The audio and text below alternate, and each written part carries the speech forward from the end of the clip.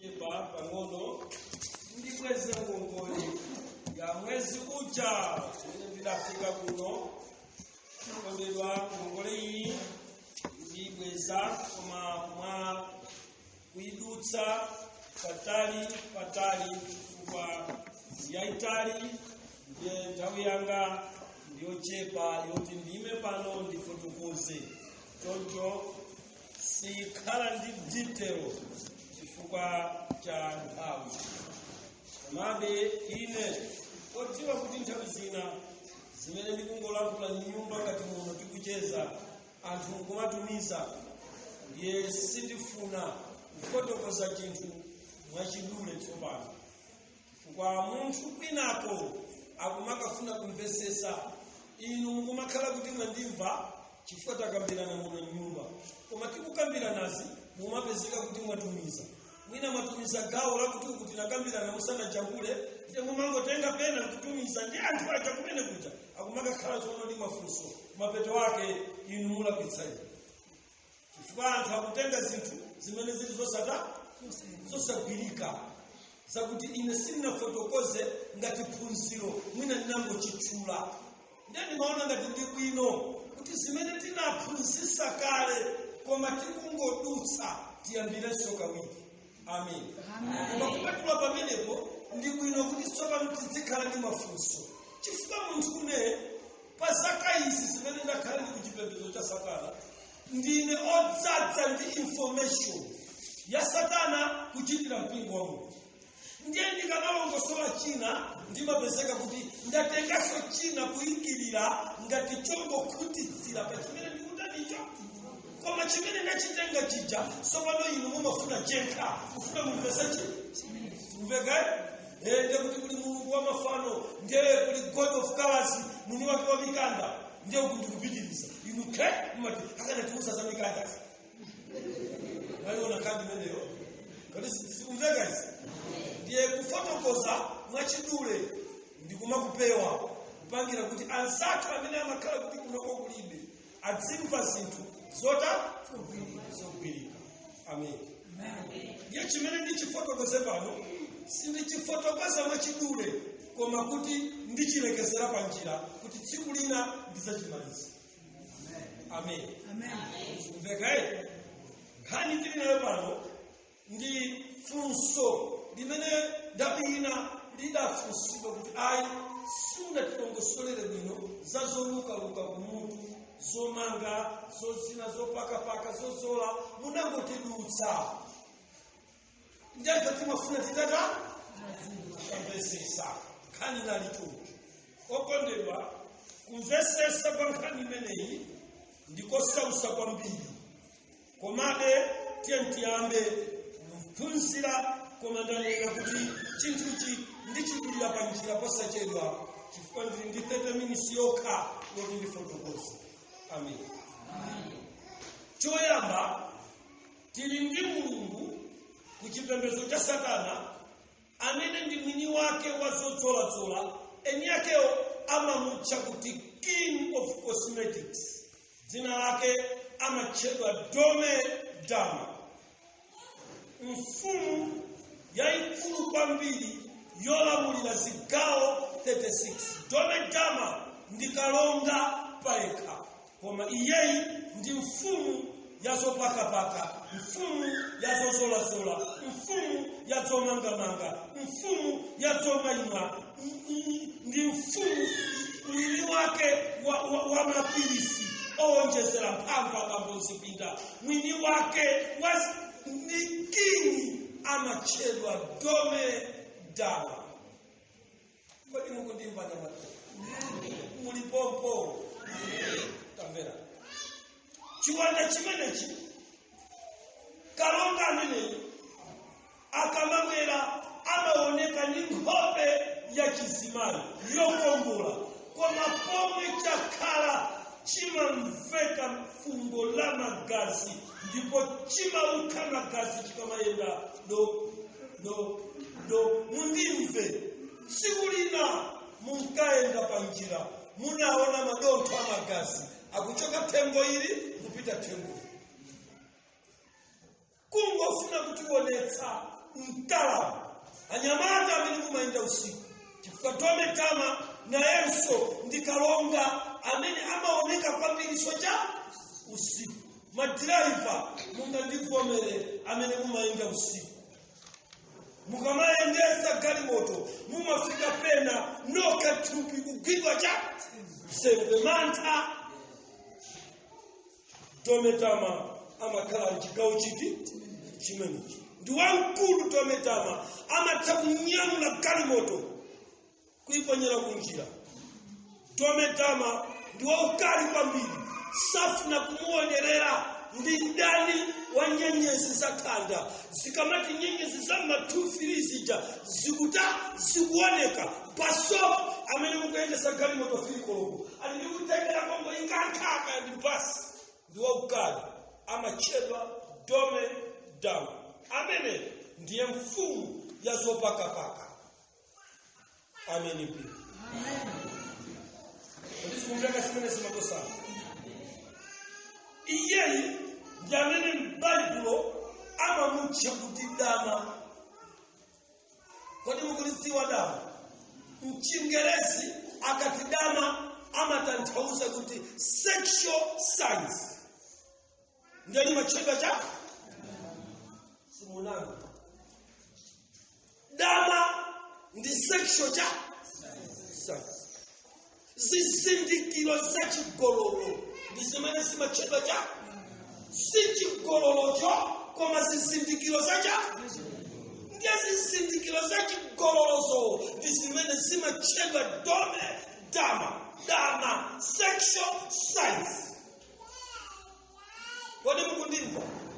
Sindi muhule mumakhulupirira munani koma zimene mwapachika pathupi mwapachika ma sexual signs zimene zikuchedwa ntchito za dama malingana ndi kulongosola pa buku la Agalatiya.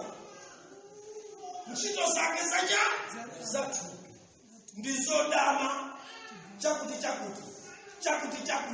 Kodi mukundimva? Koma damawo ndi sexual signs. Ndi sexual signs mwini wake ndi Tometama, king of cosmetics. Amen. Amen. Akadutsa Tometama 1 hour kumene wathira magazi akewo ku dziko lapansi kumamveka fungo la mpunga ngati mwaupika. Amen. Musadziwa kuti pamalopo padutsa cha Tometama. Kodi sikumveka zimenezo? Mukafusa ayaya kunyumbako mmasiku amenewo tilipo ili yakini amazaki endela Tometama mwina kukona kuti komeko kuyadi zuwa lonse nikumveka cha yadi lonse mpaka na neba amatifusa mwili yakini. Kodi kwa kuma kumveka mpunga munapika unadashaka kuzipanga zako kupanga zako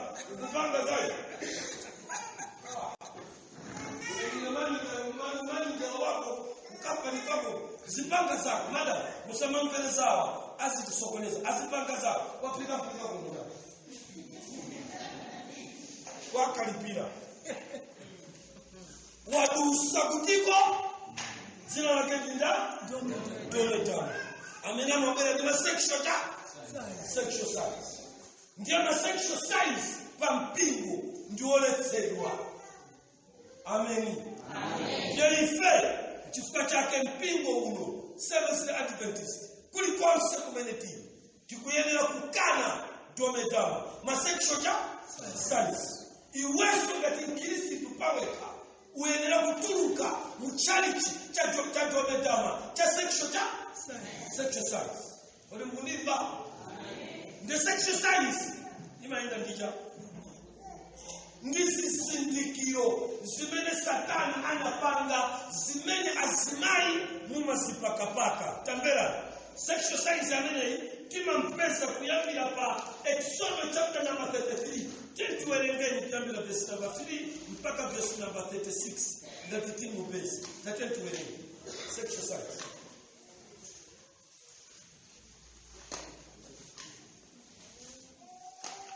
King of cosmetics. Dear my one. Verse mpaka 6. Verse 3. Uziko kwenda mkaka ndi uchi ngati madzi, pakuti sindizakwera pakati pa inu, popeza inu ndinu anthu okulukuza, ndingate inu pa njira. Verse 4. Ndipo pamene anthu anamva mawu awa oyipa, adachita chisoni, ndipo panalibe mmodzi anavala zokomesera zake. 5. Imanikaye panalibe ngakhale mmodzi amene anavala ma sexual signs atamva kulankhula kwa Mulungu. Mchigwa icho mpingo utatuluka pa ulendo upita kukana. Ngakhale mmodzi. Sindipita nanu ndakana kuyenda pa ulendo. Mose akuti pepani ine pamodzi ndi anthu awa takuchimwirani. Mukatileka atinena kuti munatitulutsa kuti muzatithe mchipululu. Musatsale Yehova muyende nafe. Mulungu akuti ngati mufuna kuti ine ndipite nanu. Koma choyamba anthu onse atamva kuti Mulungu wanyanyala wathawa chanu masexual signs pa mpingo. Sindipita ine. Akuti gulu lonse lidalira kunafunika mpingo pamalao ulire chifukwa Yehova wachoka pakachisi, chifukwa doledama hakuonesa ma sexual signs kukachisi wa Mungu. Ndipo tazipachika matu. Exodus chapter 33 verse number 3 2 4 mpaka 6. Akuti atamva ichi palibenga kale mmodzi amene anavala zija zokomesera zake ma sexual signs. Onse amene anavala kuti Yehova abwerere pa mpingo wa Mulungu anjose kaye dome dama masaini adome dama achoke kaye mpamene Mulungu anaganiza zota. Tele mtamaliza pamene wamalisira panja timve kuti ma sexual signs chinalija. Verse 5. Ndipo Yehova anati kwa Mose, nena ndi ana a Israeli, inu ndinu anthu okulukuza. Ndikakwera kulowa pakati pa inu kamphindi kamodzi ndizakuthani. Koma tsopano vulani zokomesera zanu kuti ndidziwe chomwe ndikuchitireni. Verse 6. Ndipo ana a Israeli anadzichosera zokomesera zawo kuyambira pa phiri la Horebu. Kodi sikumve guys? Amen. Amene akunena kuti vulani ndolo, vulani mphete. Kodi mukundimva? Anali Mose? Ndine? Ndabusa? Ndi mpingo? Ndi ndani muni wake? Nanga vulano mukutenga kuti mukutsampanga chipombo Mulungu kutsipachika ma sexual signs ndi kumabwera pakachisi kuti mukubwera pa malo oyera. Mukubwereranji muli nyankhala ajeli mutajemula zimafuta zikudota do lili nyonchoni sisi mukubwera pamaso pa Yehova ma sexual signs ndine kodi ndikunena chosada. Kodi sikumveka? Kupewa choso cha Katolika sichobisira sexual signs.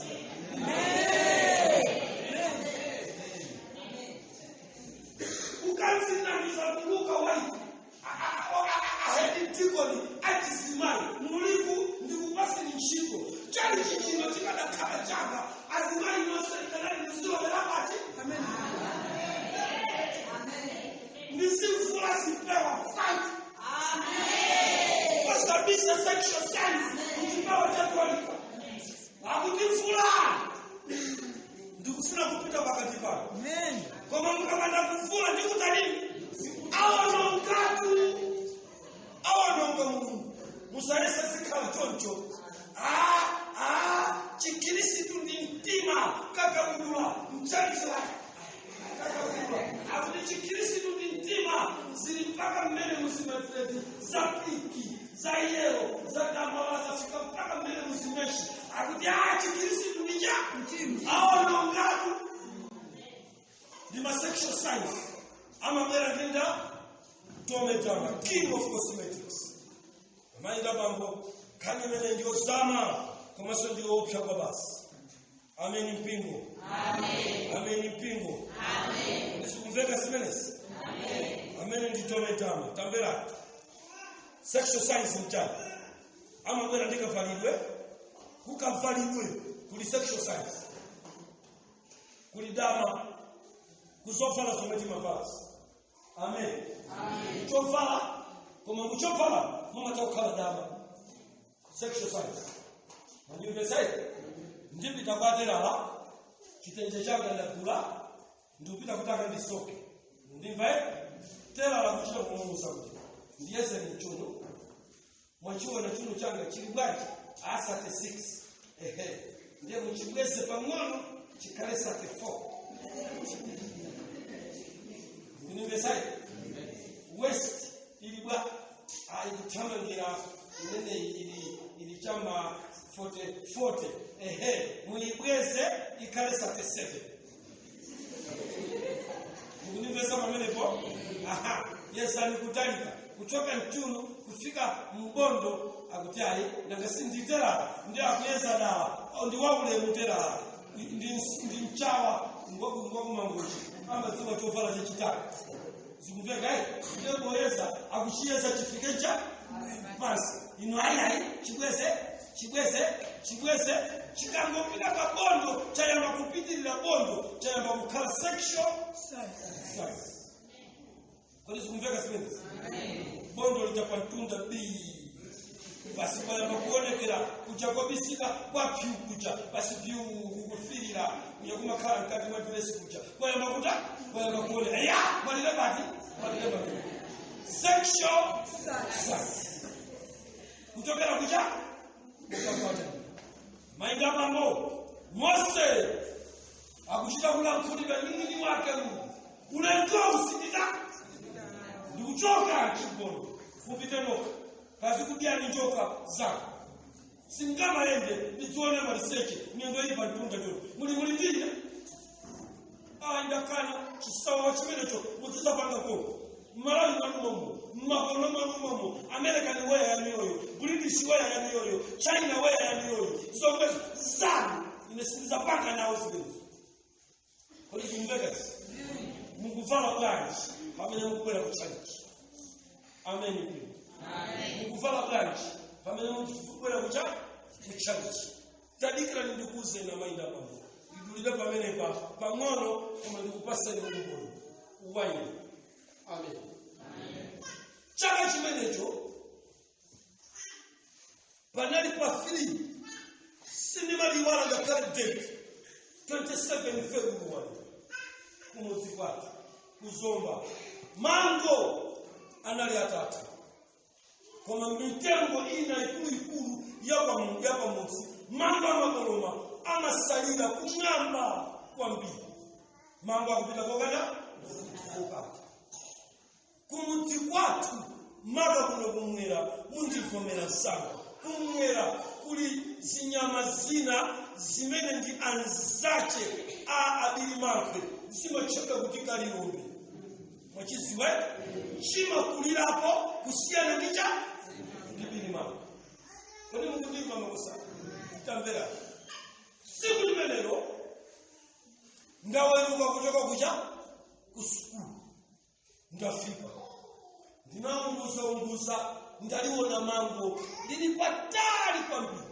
malo sapitika azichimene alepera kutikola mango chimene ndapanga ine ndichana kukwera temuno ndiye panali nthambi yosapitika chifukwa inali yaitali popanda kugwirira kodi mukundimva koma mango ali kuti ukenda siningakaniso nyamaza ndinagwira tu nyama kuta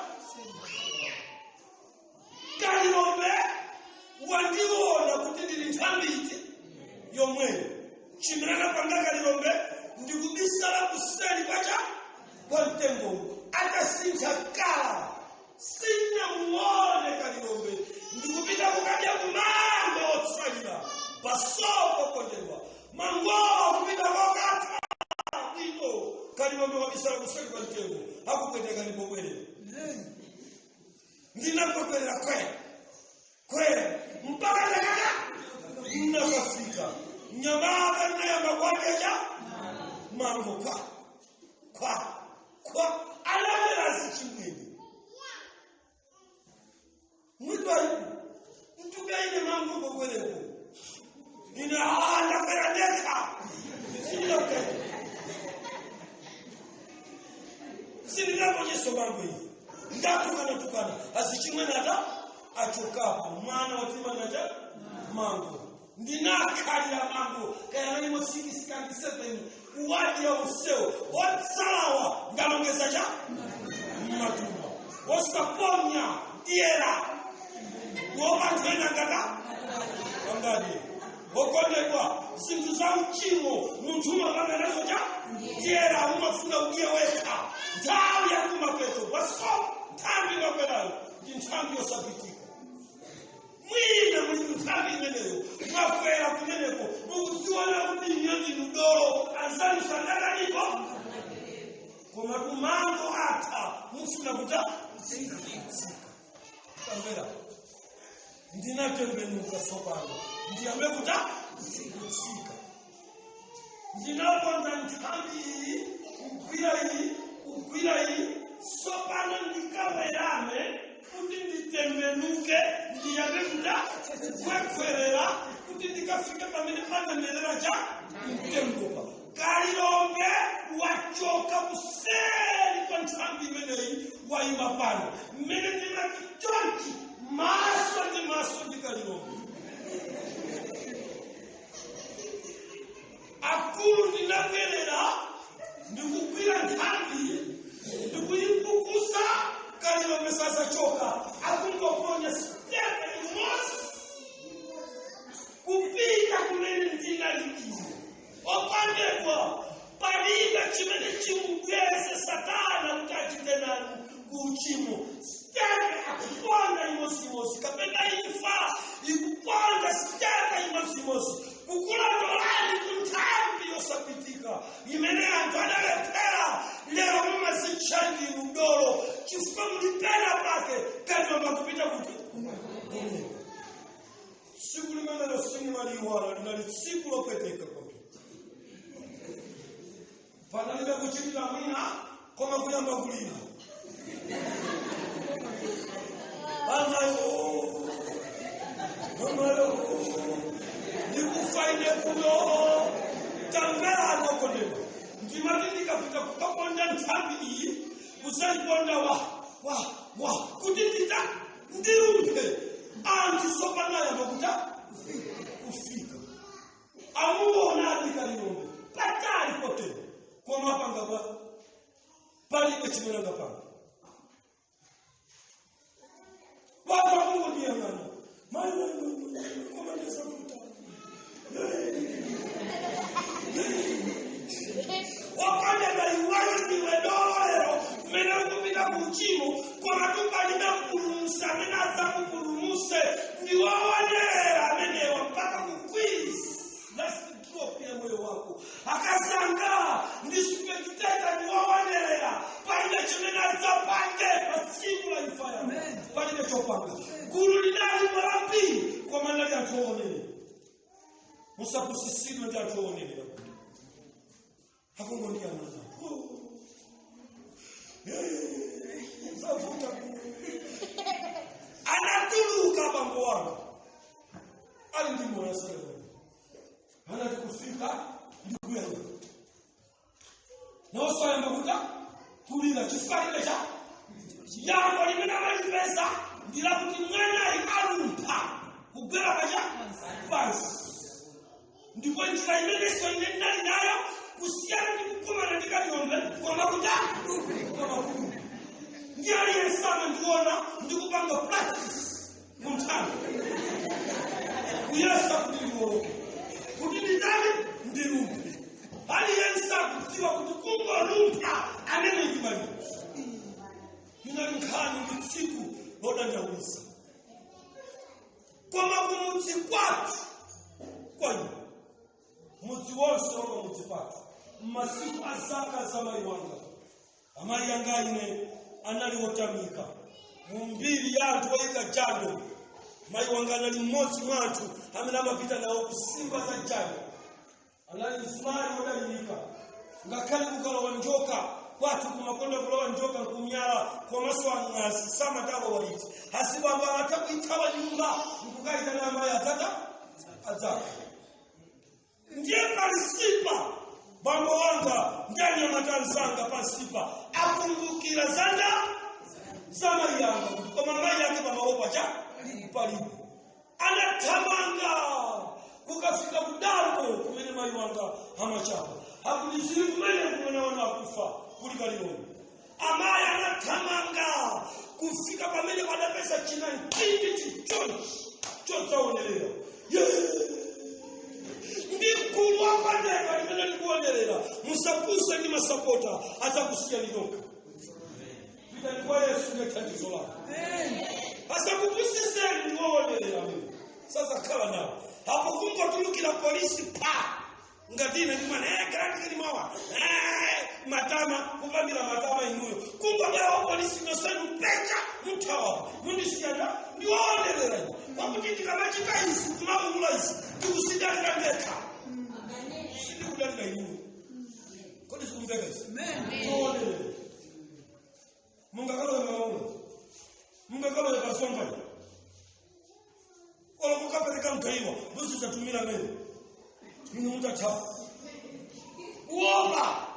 Kodi sikumveka izi amayi ndi abambo tamvera musamapuse ndi anthu ota one. Mai wanga adatulukira anthu wose kumbana mai yanga kupereka cha mpata.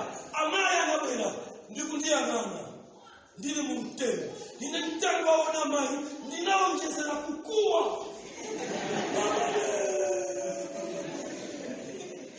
Mama ni chiyao kadile mama nguo.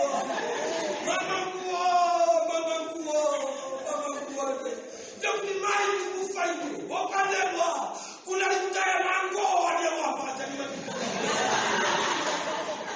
kama sasa mumbataya wakutaya kalama usipata mutaya kwa mimi mubaumira leo kama ifa kalilo mpaka mabera kulumikisana ni moyo wangu kumakala mutaya kwa mimi yote ndera muumima nani mwana mtu mkana dikai ukubera kalilo mbe kumene mutsataya sisi anga tunamise mutsataya sisi bali sikumve adati pesa mkulu ina mtauni ya lilo ngeu tuma mucho chikaponda amacheza ndi mkulu ina tuma ndi Elias ndi wandalama zake adati pesa sikulina akuti mbale mbanzanga Elias wafutika kwambiri akufuna muntu amene angakamugulisa infyo ankwese ndeke ampasa deposit ya 5 million atipita mmozi ku China mukuzimba zinthuzo lero kadangopita kuti ndigaike 2 million akaleti pasa amataya nataya mama ngani yatukapota achanima bibiki ya deka. Kodi mukundimva amayi anabwera ndikusunzumira ine ndauchesera folio muyokuwa mama nguwa ne mai ndikufaine kutatausa pake chiyawo chotu mama nguwa mai ndikufaine amayi anamusunzumira na wasopaka nomamuta akuona akuyenda sada ime akulondola mwana wako mayi anakuwa ali pansi komweko akuti mwanangu kasinsumba kutatausa pake kuti mwana wanga usalumpe hakupatusa watu ulendo wa nyumba chitenja bwiza hakathamangira nyumba nzimayi chitenje pa wavula ali pachimte mwende chipele muda cha matala nthawi mwende wangera kumusi musadandavula mayi posachera kumavuto amene muli sakana wakupanikizani ndi kusiwa koma alipo pana wantima ngati mayi yanga waposa iwowo Yesu Kristu ali kuchipita kuvala pele muda akubwera kuzakuombola musadandavula Hali kuchipinda kufara pele muda. Hakuna kusakuta nini? Kusakuta. Musaganga ule. Nikutira kukalikizana. Hamuna wana. Baadhi ya Afrika Mosausa. Mkusoma yako. Mulida kopita. Blasoma mtembele. Akutama kisani. Hana choka kukusikira ni wana. Musaganga ule. Akufara pele muda. Hakuna kwa mweko kutakula ndisele. Yes. Hakuna koko. Kuntambi yasabitika. Hakuna koko kutasa kuombole. Hanabera kuntambi yanga. Kusani kuombole ni sakanisi. Ndani akadabera. Kutaka kuombole kuchipepi. Pirikiti. Chonya watu. Ndani akadabera kusani kuombola. Hana ndikusa kalapampa. Ndikubera kuti. Ndikubera kumwepo. Hali nyumba. Ndimamfa. Ndili mtengo. Kuchipinda maya kufa. Hakuti nkase sumba. Mwana kukase sumba. Usalumpe. Hakufala ya? Hakufala chipinda. Wakondekanda kusumsumira. Kumene kulima yanga. Hachokasi kwa chikulu. Ndiye ndipanga maji. Kumabe ndikumva. Hakupanga zaidi ndikumva. Sakupanga zina. Ninamba kusangala. Mchina zake chitani pala. Chichitika. Uyoyo saba mbwanga. Hapa mbwanga ndo wani yanako. Kusiana nida. Ndama yanga. Chichitika china zake. Wakonde bangaya nango ndikunga tuluka nyumba pa. Ntawe mwana. Alipasana mimi. Yani ndinao na kukwira. Antuosa kudabo baba. Hakutuluka nsimai noma nyazi wavaracha belemuda. Kabudula aliwosowa nisaka simenezo. Kufara nkasi. Mai wanga mchukua mkulu. 60-50 chakuti years. Hakufaracha belemuda. Hakubera kuti kongo. Osaka ndauna suwa. Hakukudaya. Sikuziwa ndi otaika. Kwa makamuna hakufara chipinda. Hakubera kuti komwe kusakukurusa. Anachora sana mimi. Aikujikira papeta. Basi wa hakutanga. Antuwasa sobani. Chindu chilipanda kwa manya. Mosta kanisa anampera mtengo. Pa. Afrika. Pacha pofuta kutali pacha. Sobano kurulicha. Kukua. Wasia. Aliyensi asibabo mandoda. Adalipa minu. Angoti chete. Kuyango ni nanda? Maliwanga. Sindiza wa yuwa ya tsibu nimele. Chifundi nimele nikadafa. Tamvera alokole. Nsimaya nati kuponda. Pampanda imene hii.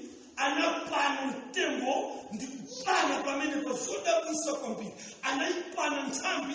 Ndikuyamba kukwekwerera. Amati akakwekwerera. Ndikutenga ndodo hii. Ndikuikarisika chopingasa. Pampanda imene hii. Ndikukwekwerera. Kuikarisika chopingasa. Opalelwa. Mene anango kwekwerera. Kana mbala fili.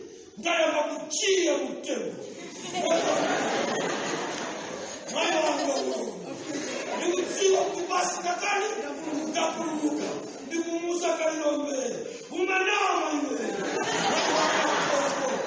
Tamara wakondeko. Akuti mbola ifa. Mbola yaka ilikuti. Wasacheba kukamuna. Kusapurumusa nziko kuifa. Ndiyo Yesu. Wapo sama yanga. Hakuwea kutamio meo. Musasipe kifua cha mafuto. Hanakuwa maiwanga. Usalumpe. Mwanjila ina. Usasipe. Kwani mfuna kusipa gogo. Hakuna misila kufiti. Usasipe. Hakuwea gogo. Kusagongola. Shimene Yesu akulengesa masulowano. Imani wasa usika. Ndija kuti musasipe. Ndikubera kumwenga kusagula ndisa. Wakondo dakana namba 4. Amuyandikira bilima. Chinaweza kinsimaka. Pa. Champana nte. Kuyangana distance. Pamene pali kanilombe. Ndikuyangana ndodo imena kulisa hii. Ndikusapanga chomchinga kinsimaka. Osewera gofu. Gulu likuwanyelela. Mai wangalela suila. Akada kalapala. Mene disipesa dalama. Chaka chimenechi. Nkada chimaka atuka kakuru. Kani osabisa. Nsimayi uyusinima uyiwala tsukulimeno. Adapikirira kwa umipapa ubeleki. Hana niposa kwa mbili. Kama nimakumbukira kutipa Yesu oposa maina. Hamina da ubola yule. Chuma simwasi tsukulimeno. Anaesa. Ndikuona mtu. Tukutadikira punga. Ndianata anakokele. Pamono pa.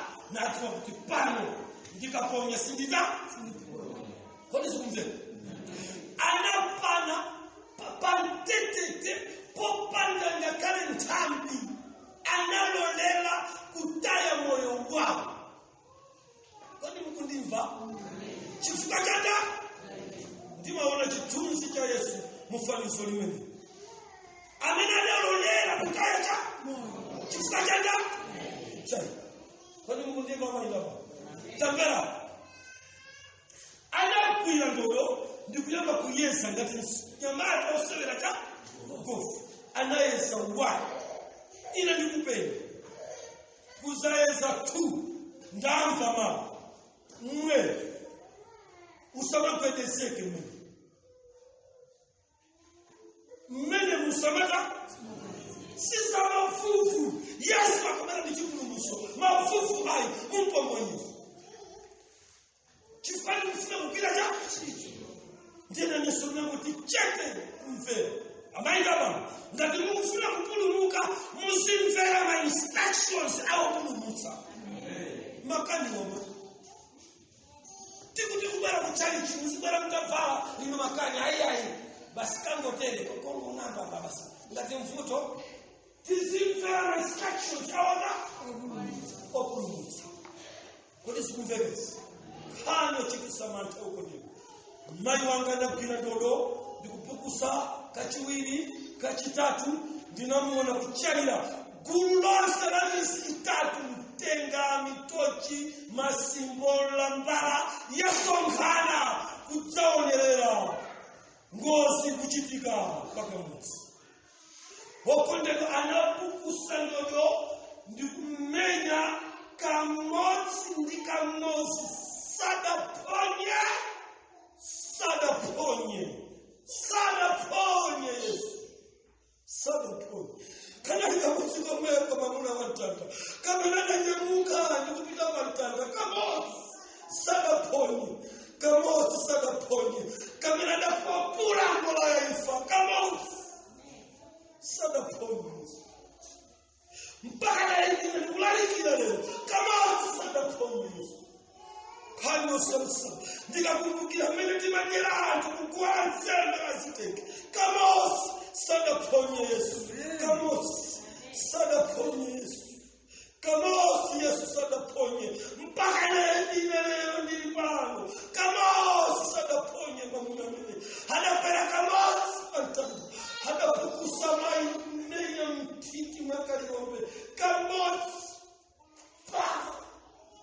okoneka tambera ndinachia mutembo ngati mwana wa chigoli kuti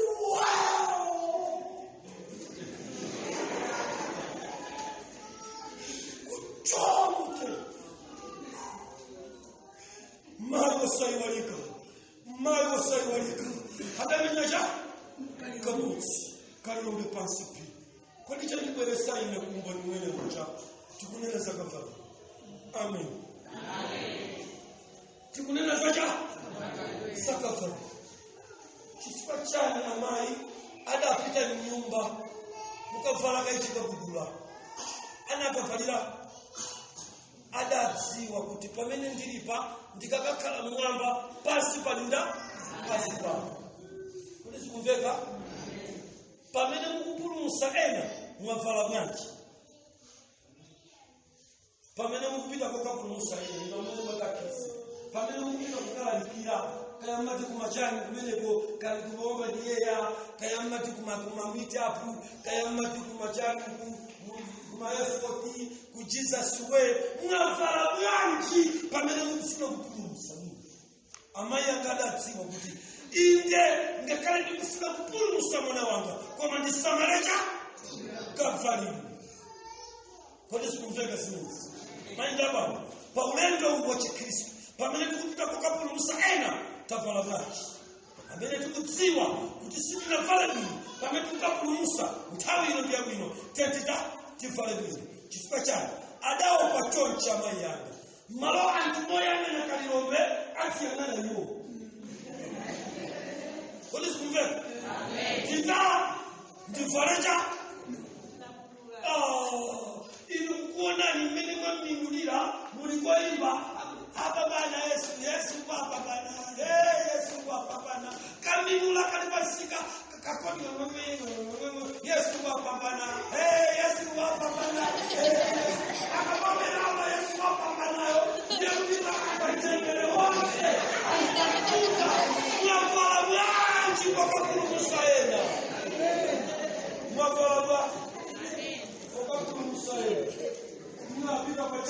china mtauni ya Lilongwe ndi chichula ama 11th hour chaka chimenecho ngati mulendo ndidakapesa mmenemo muli praise team tsiku limenelo ndachitasoka ndakapesa kuti asikana amene wa praise team wonse adavala masketi a black mamalaya a white wati mkutimba zasifupi zolekeza mabondo ndanamba kuimba nyimbo yake iti imene osadziwa kuti anyamatawa atsikanawa ali ndi design ndekuti onse avala mapanti ota ofira red mukundimva ndiye simakaona kakabulausi kalekeza umwe ndi apanaka mayimba yesu ndiye kaya yesu wapambana ayayayaya amapanga ayaya umatembenuka ayayayaya hiya ayayayaya hiya laini yalo kankosira kuti pyu ayayayaya hiya pyu wapandeka mwafala myanji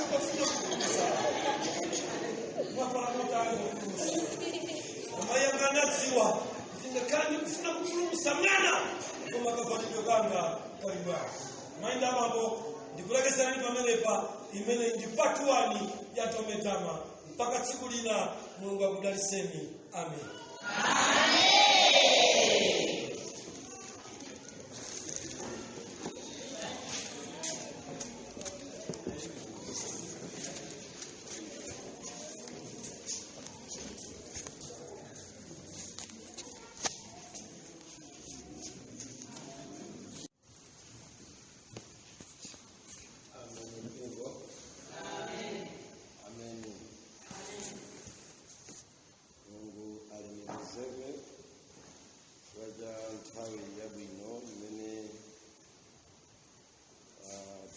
So tikuphunzira mawu a Mulungu kolingana ndi nyengo imene tili nayo. Dzulo ameni. Amen. Dzulo tinalekezerana padera chifukwa chakuti nthawi tinalibe ya kupitirira kuphunzira pa funso lokhuzana ndi zodzoladzola komanso zomangamanga m'mitusi. Kotero mmene tinali kuphunzira dzulo tinayamba koma tinangolekezera pa njira chifukwa nthawi tinalibe. So mundilole lero kuti tisamasiye mikute yochuluka kuti tingazichulusire ntchito ya tsiku lina. Ndiye tipitirize kuchokera pamene tinasiyira. Ndiye tiyeni titenge mtima wathu wonse kuyika pamaso pa Mulungu ndi cholinga chakuti tiphunzire zimene iyeyo angakonde kuti ife tizidziwe. Ndikhulupirira kuti dzulo mmene timayenda tinaphunzira mopita patali ukuti kukhala ngati tikungoliyambako phunziro mmene timanena kuti zozolazola zili ndi mfumu yawo imeneyo amayitcha kuti king of cosmetics, koma mchichewa kapena mchinenero chakwawoko chakusatanikiko ngelo ameneyo wakundimayo amamutcha kuti Tometama. Ndipo mmene tinali kuyamba dzulo tinamfotokozera kuti Tometama amayang'anira malijoni pafupi 36 kapena kuti zigawo 36. Choncho kondedwa tinafotokoza kuti iyeyi ndiye mwini kulamulira anthu ku dziko lapansi kuti apachike zinthu pa thupi lawo. Amayang'anira anthu kapena kuwalamula anthu kuti asinthe maonekedwe achibadwidwe chawo. Ndi wamphamvu mkaganizidwe chifukwa amalowa mu ubongo ndi kukamusintha munthu, kumchotsa pa uwamba, kumpitisa pa moyo waupamwamba mu mtima mwake, ngakhale kuti munthuyo atakhala kuti ndi osauka. Koma domedama angakupange iweyo kukhala bwana m'maganizo, m'machitidwe ako a zinthu. Ziwanda zimenezi kapena kuti kalonga ameneyo wasamalira mitima ya anthu ambiri, koma kwasamalirira ku chinthu choyipa. Anthu akhala kuyenda mu ufulu chifukwa cha chiwanda chimenechi. Mtima womamva kuti ine ndine mfulu, koma mwa njira ina wakhala akugwira ukapolo anthu ambiri. So mpingo dziwani kuti chimenechi ndi chofunikira kuti tichidzindikire, tichiphunzire, chifukwa ife ngati ana Mulungu tayikizidwa kwakuti si zinthu zonse zabwino zimene ana Mulungu tikuyenera kuchita nawo. Mawu awa ndimabwereza pofotokozera kunena kuti si zinthu zonse zabwino zimene ife ana Mulungu tiyenera kuchita nawo. Ndimapereka chitsanzo chabwino ku nkhani yolera. Ndimanena kuti kulera mukakuonesesa mukuona kuti nkwabwino mukachotsapo mawu a Mulungu, chifukwa zikuthandizani inu kukhala ndi mwana mmene mukufunira pa nthawi imene muti muzafune. Makomo mmene muli ana awiri Mulungu nkwadalitsa amakondwa pakakhalidwe, kusiyana ndi anthu amene ali ndi ana 10 pa khomo. Ndi chinthu chabwino, koma kodi ana a Mulungu tikuyenera kupanga nawo chinthu chabwinocho? Okondedwa, si zinthu zonse zabwino zimene ife ngati mpingo wa Mulungu tikuyenera kupanga nawo. Choncho mmene tinali kuphunzira dzulo zokhuzana ndi mfumu imene yadzodzoladzola, mwachidule tinapeza kuti ndi chikhalidwe cha anthu akunja chimene chinabwera ndi mitundu ya chikunja. Koma lero tili ndi funso kuti kodi ndani amene adzaweruza ohola ndi oholipa, akazi achigololo? Ndani amene adzaweruza? Okondedwa, funso, ndani amene adzaweruza ohola ndi oholipa, akazi achigololo? Ndani amene adzawaweruza? Popeza atsikana awiri awa, ohola ndi oholipa, achena m'dziko lapansi, atenga nawo ulamuliro mchipembedzo, akhala atsogoleri m'mipingo, m'nyengo yovuta ya jenda, aphunzira ohola ndi oholipa, ndapamwamba ohola ndi oholipa, akulamulira nawo dziko ohola ndi oholipa. Akabwera pamalo opsa pa Mulungu, pamalo popatulika, funso limene Mulungu akufunsa ndilakuti ndani amene adzalimba mtima ndi kumuweruza ohola ndi oholipa m'nyengo ya makono ngati, pakuti ohola ndi oholipa achena m'nyengo yathu. Ndipo afika pakuti sangamve oweruza ohola ndi oholipa, akufunika alimbe mtima, chifukwa iyeyi wakhala mbali ya chipembedzo ku dziko lapansi. Pafupifupi wayamba kupita kutsogolo ohola ndi oholipa kuti akayambe kuyendetsa ngalawayi.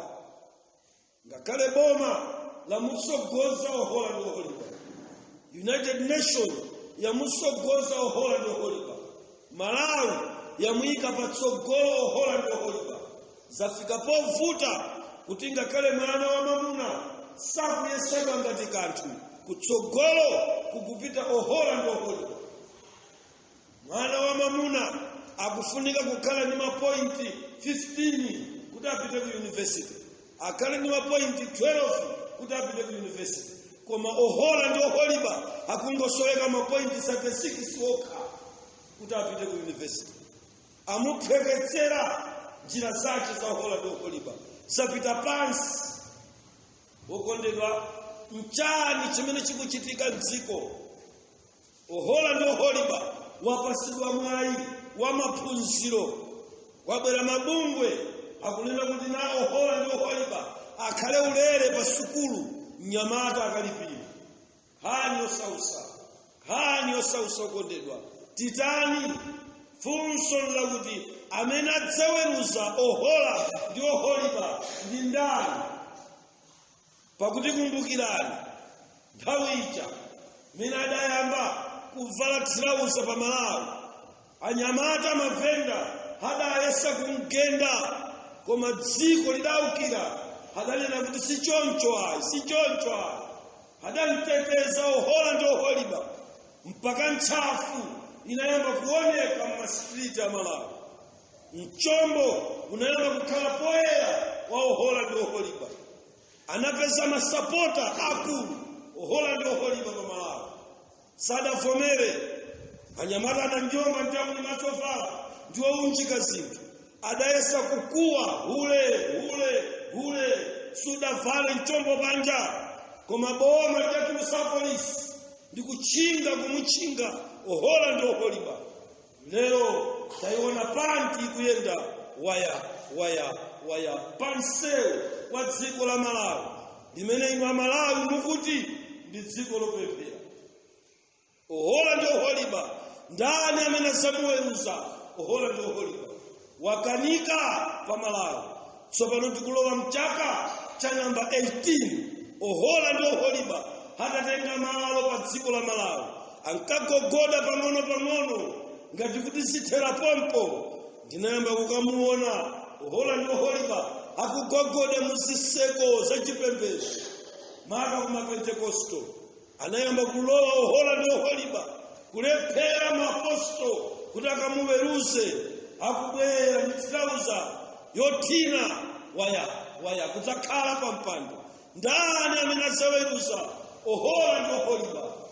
Pang'ono ndi pang'ono mene timafika chaka cha namba 6, ohola ndi oholipa anayamba kulowa mtchalichi ndi chovala chachifupi, miniskirt. Busa ali momwemo, bishop ali momwemo.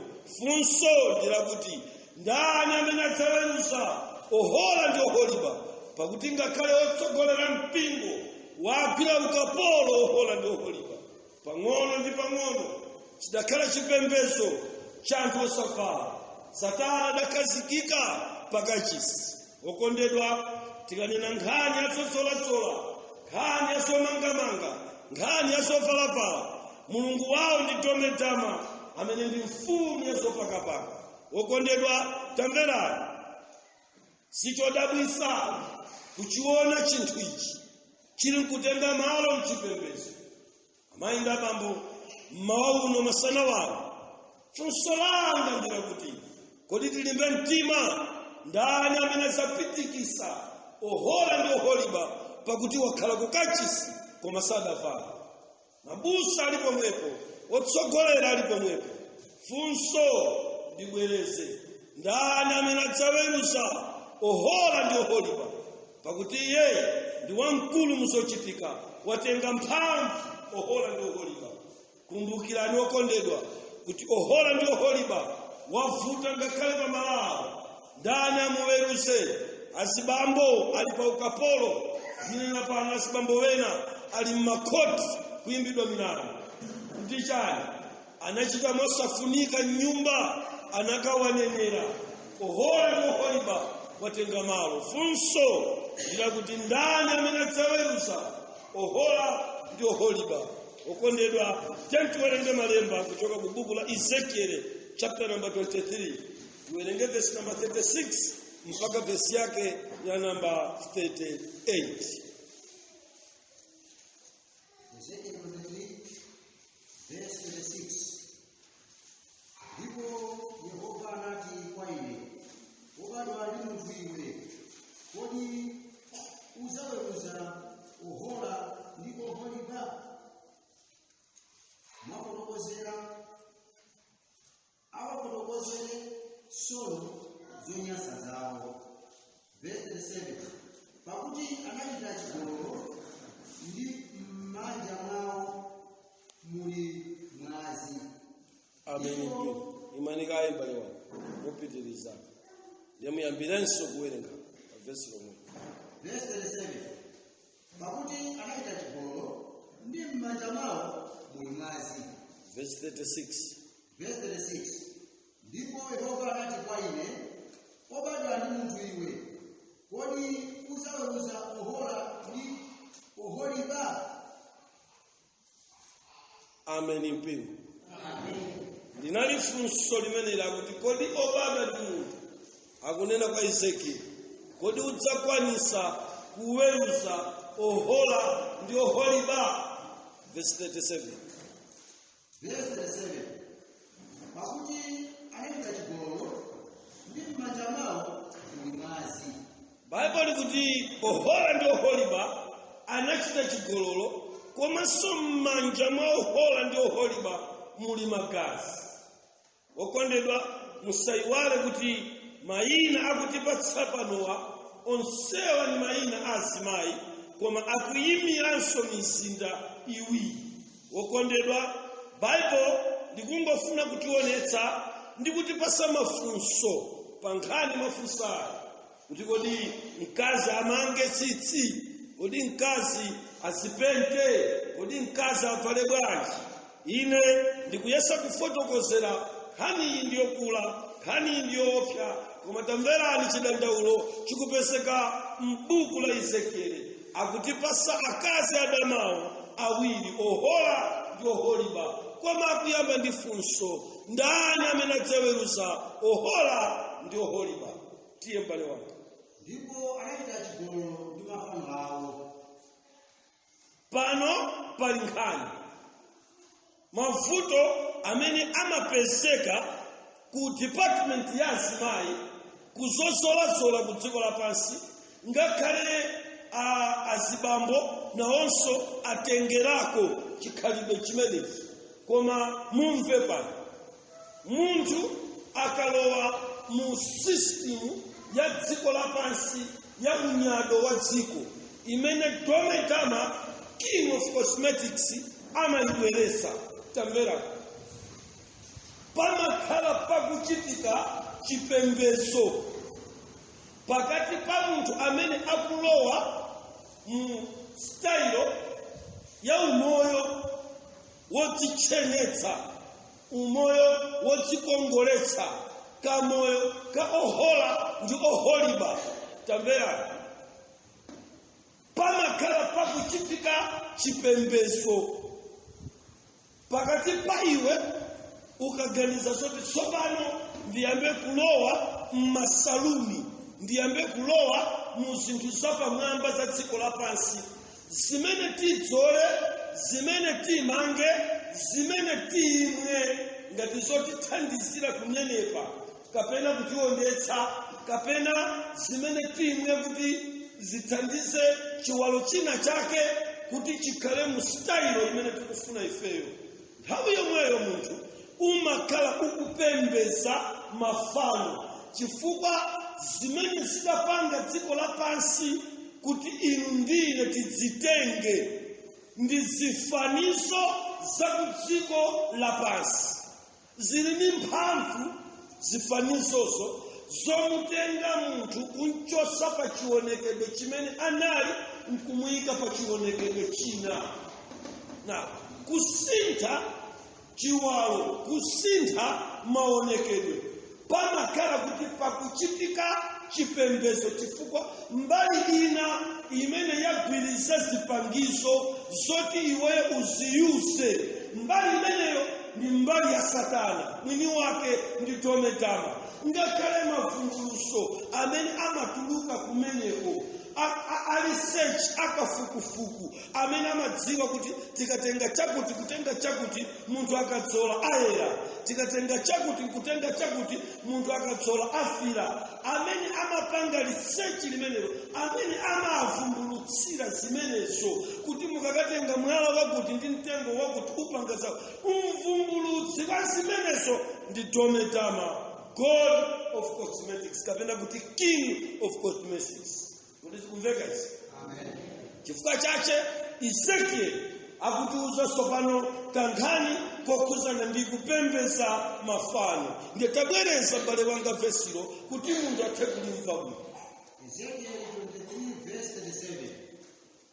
Pakuti anachita chigololo ndi m'manja mwawo muli mwazi, ndipo anachita chigololo ndi mafano awo, nawapitikisiranso pamoto ana awo amuna amene analibalira kuti athedwe. Amen mpingo.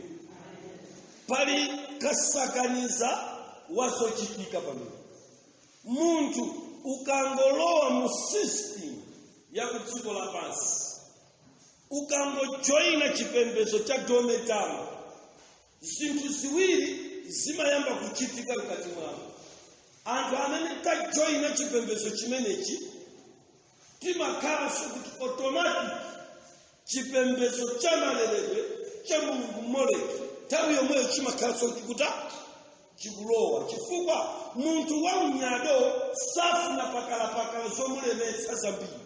Ndiye zinthu ziwiri zimenezi zimayendera cha limodzi. Na muona pano kuti mmene Bible likufotokozera pali kusakanizika, pali kusinthana kwa kupembeza milungu ya chilendo, kupititsa ana amuna pa moto ndi magazi m'manja mwawo. Zinthu zonsezi mukaziphatikiza ndi kuzisanthula pazokha muzipeza kuti zikukhuzana ndi chipembezo chimene mwafunsachi cha zomangamanga kapena zodzoladzola. Ndi chikhalidwe cha Ohola ndi Oholiba chimene pamaso pa Mulungu sichili chovomerezeka.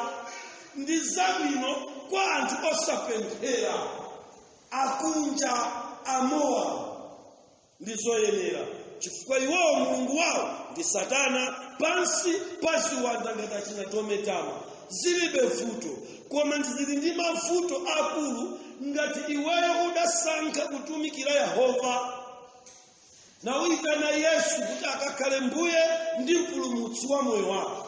Sukuyenera kulowa mu industry imene, mu chigawo chimenechi cha zopaka, zozola ndi zomanga zowonjezera. Zonsezi zili ndi kuyipa pamaso pa Yehova. Chifukwa chani? Zimenezitu zimene timamangazi, zimene timadzolazi zimachitika ku chipembedzo cha Satana. Amen. Kumbukirani dzulo nayamba ndi mawu akuti kodi dama mchani ndiye mchingerezi limatanthauzika bwino. Tinanena kuti dama mchizungu amati sexual signs, zizindikiro zachani zachikolo. Ndi pamene pagonera cha dama. Mukanena kuti munthu uyu ndi wa dama, ndiye kuti munthu uyo ali ndi zizindikiro na zizindikiro zachigololo ndi zimene zimapanga kuti abambo awandacha ndadama. Ndiye kuti inu ndine tipamvesese tikufunika kuyamba kuzisanthula zizindikiro zachanicho zachigololo. Amen. Tiye mbale wanga pitirisa kuweza. 38. Anandichitiranso ichi, anadetsa malo anga opatulika tsiku lomwelo, nayipsa masabata anga. Amen mpingo. Mulimvese Bible akunena kuti anthu amene amachita nawo chipembedzo cha mafanochi, verse 38, anandilakwira ine tsiku lomwelo naipsa masabata anga.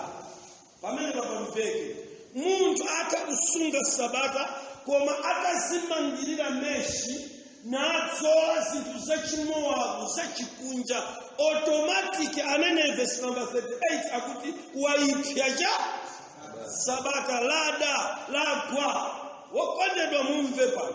Tsopano akati kuipsa sabata m'masiku adzana, ndiye kuti ngati mumulole munthu wa meshi, mumulole munthu amene watenga chikhalidwe cha ohola ndi oholiba komanso wavala zonse masexual signs amene amapezeka pa Jezebel, mkazi wa Damayo. Kamvera, mpingo wonse umayenera kuti sabatalo latani laipsidwa. Kachikumveka chimenechi. Wosati musiyira muzimlekerera azibwera aliwanuka wavala Black Maria miromo ili pyu chinashi chili mpaka huko mumvekere kuti zake zimenezo. 38 ikuti anali akuipsa cha akati kuipsa sabata, ndiye kuti kulidetsa sabata, ndiye kuti sabata lonse la mpingo pamenepo limakhala lakuda. Mukakhumudwa kuti inu amene simunadzole nawo mukuphatikizika kuyimbidwa nawo mulandu kumawerengeredwa kuti ayi kumoyo umene mudakhala ku dziko lapansi masiku amene munasunga sabata ndatatu okha, koma munthu ndatha 68 years ndikupemphera pa mpingo wa sabata, koma akuti masabata abwino anali angati okha.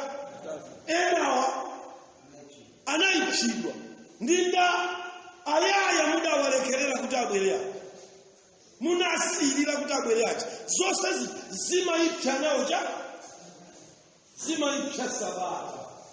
Kuti sikumveka izi mayi abambo, tikafikira pa mfundo izi zimene tikuphunzira panozi, tiyeni titenge maso athu tacheukitse kumwamba kwambiri.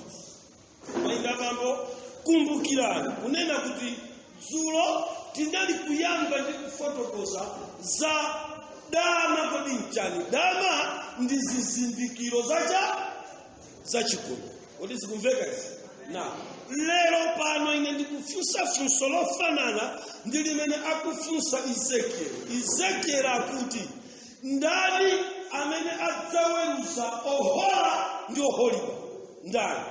Pakuti ohola ndi oholiba ndi amene tsopano akulemekezedwa ku dziko ngakhale mchali. Tamvera, kuipa kwakupanga nawo sosholo ya dziko lapansi kumayipira iweyo number 1 opanga. Chifukwa maningeni mavesi kawerengawa umakhala kuti iweyo walowa mchipembedzo cha mafano. Kuti sikumveka hiyo? Ameni. Ndiye katikati mwa ndima imeneyi akunena kuti komanso muli ndi magazi cha manja mwanu. Mwina ndikunena kuti ine sindina pepo, magazi ndatenga kuti. Kuti sikumveka izi?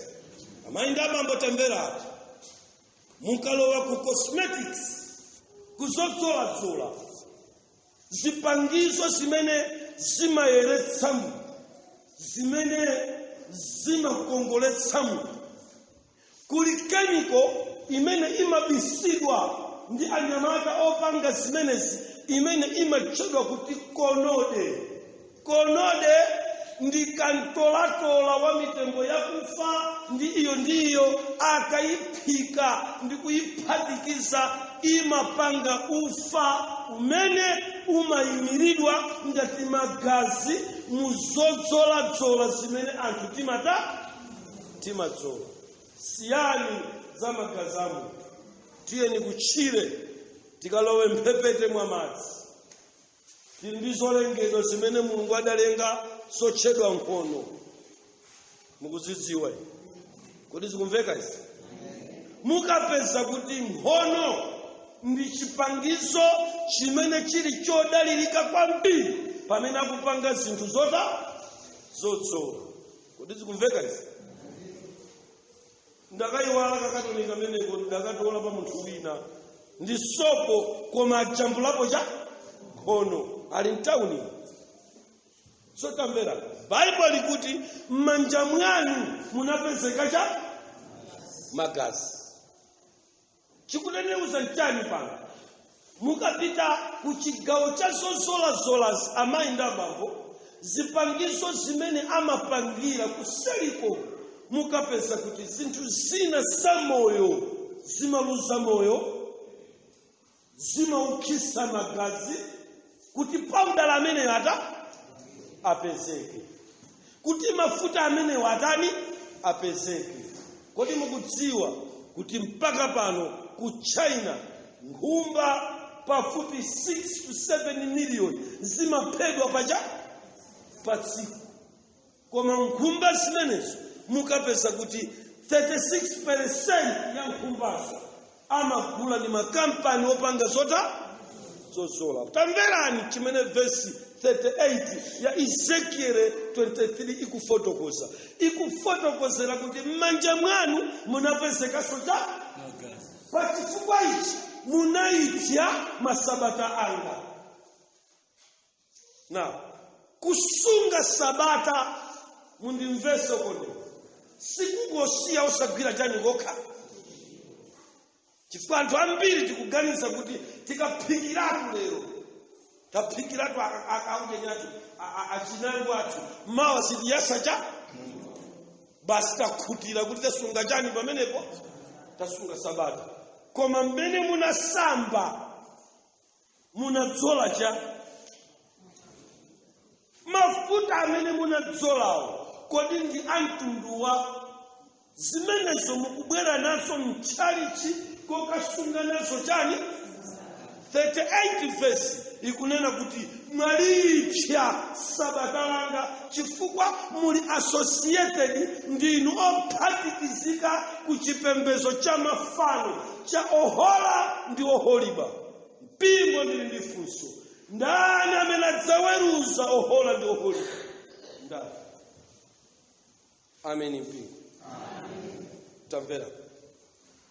Tateni tipiteni pa Mika chapter number 1 verse number 7.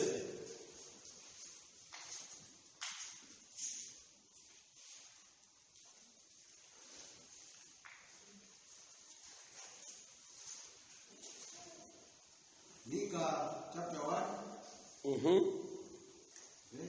verse number 7. Verse 7. Tisamalire pakulimvera verse limeneli tini nkhani. Ndi mafano ake osema onse azaphwanyika,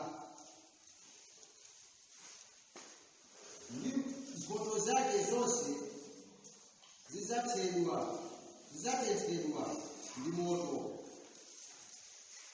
Ndi mafano ake onse ndidzawapasula, pakuti anayisonkhanitsa pa mphotho ya mkazi wachiwerewere. Musamalire kwambiri verse limenelo mpingo. Amen. Mzimu wa Mulungu akuthandizeni ndiye mumve ngati mmene ndimayimvera ine Bible. Ndikadakonda mukadamva choncho. Tamverani okondedwa.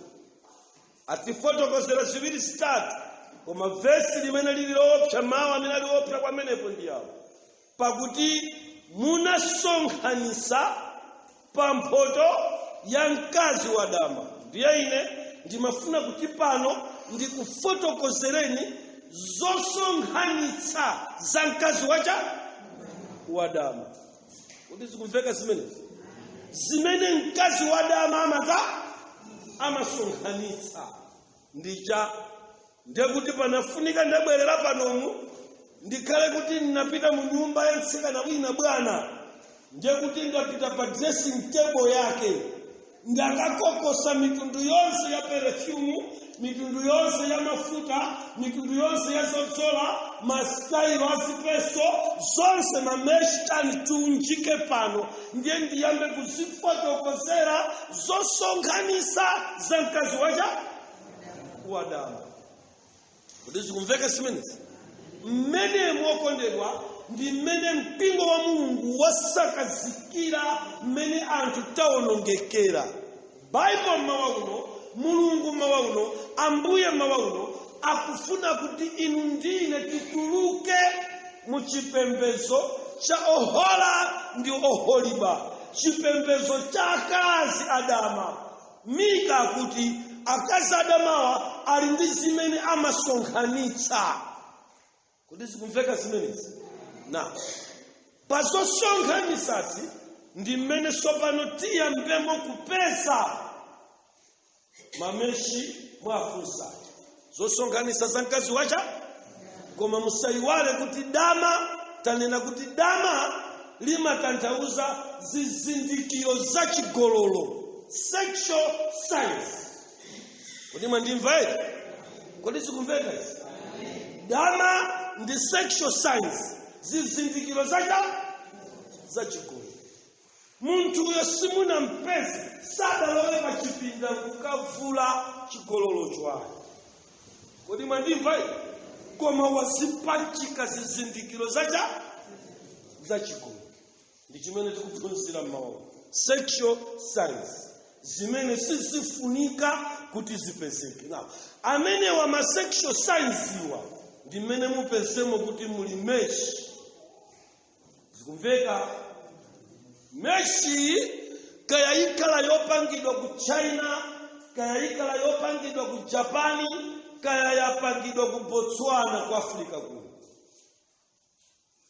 Pa mitundu iwiri ya meshi, meshi wamba ndi meshi imene asataniki amayidzodza yodulirapo imene anthu inuyo simungakwanise kuigula. Mameshi mitundu yonse iwiri ali mu sexual signs. Kotero kaya iwona ngagula meshi ya sataniki, kaya wangogula meshi ya ulusi yongogula apa. Koma zonsezi mwatengazi ndi zovala zosonkhanitsa za mkazi wa dama. Ameni mpingo. Kodi zikumveka zimenezi? Ndi zosonkhanitsa za mkazi wa dama. Zimene verse number 38 ya buku la Ezekiel chapter 23 atiuza kuti zimakayipsa sabata. Chifukwa chakatsogolera imani mageti. Bwererani pa chipembedzo chakale. Khalani strict kuyang'anitsitsa kuti mkazi akamabwera kozapembeza sadapachikeko chimodzi mwa zosonkhanitsa za mkazi wacha. Zimene tikuzipeza pa Mika chapter number 1 verse yake number 7. Kodi zikumveka mpingo izi? Amen. Tamvera. Tatiyeni inu ndine tiwerengeka ya Aroma chapter number 1 verse yake number 21. Tisadapite ku 2 ku 1 mafumu kumene ndifuna tikhaleko. Aroma 1 verse 21. Chifukwa kuti ngakhale anadziwa Mulungu sanachitira ulemu wa kuyenera Mulungu. Ndikuganiza kuti simunamve abwerezenso. Aroma 1 verse 21. Chifukwa kuti ngakhale anadziwa Mulungu sanachitira ulemu wa kuyenera Mulungu. Amen mpingo.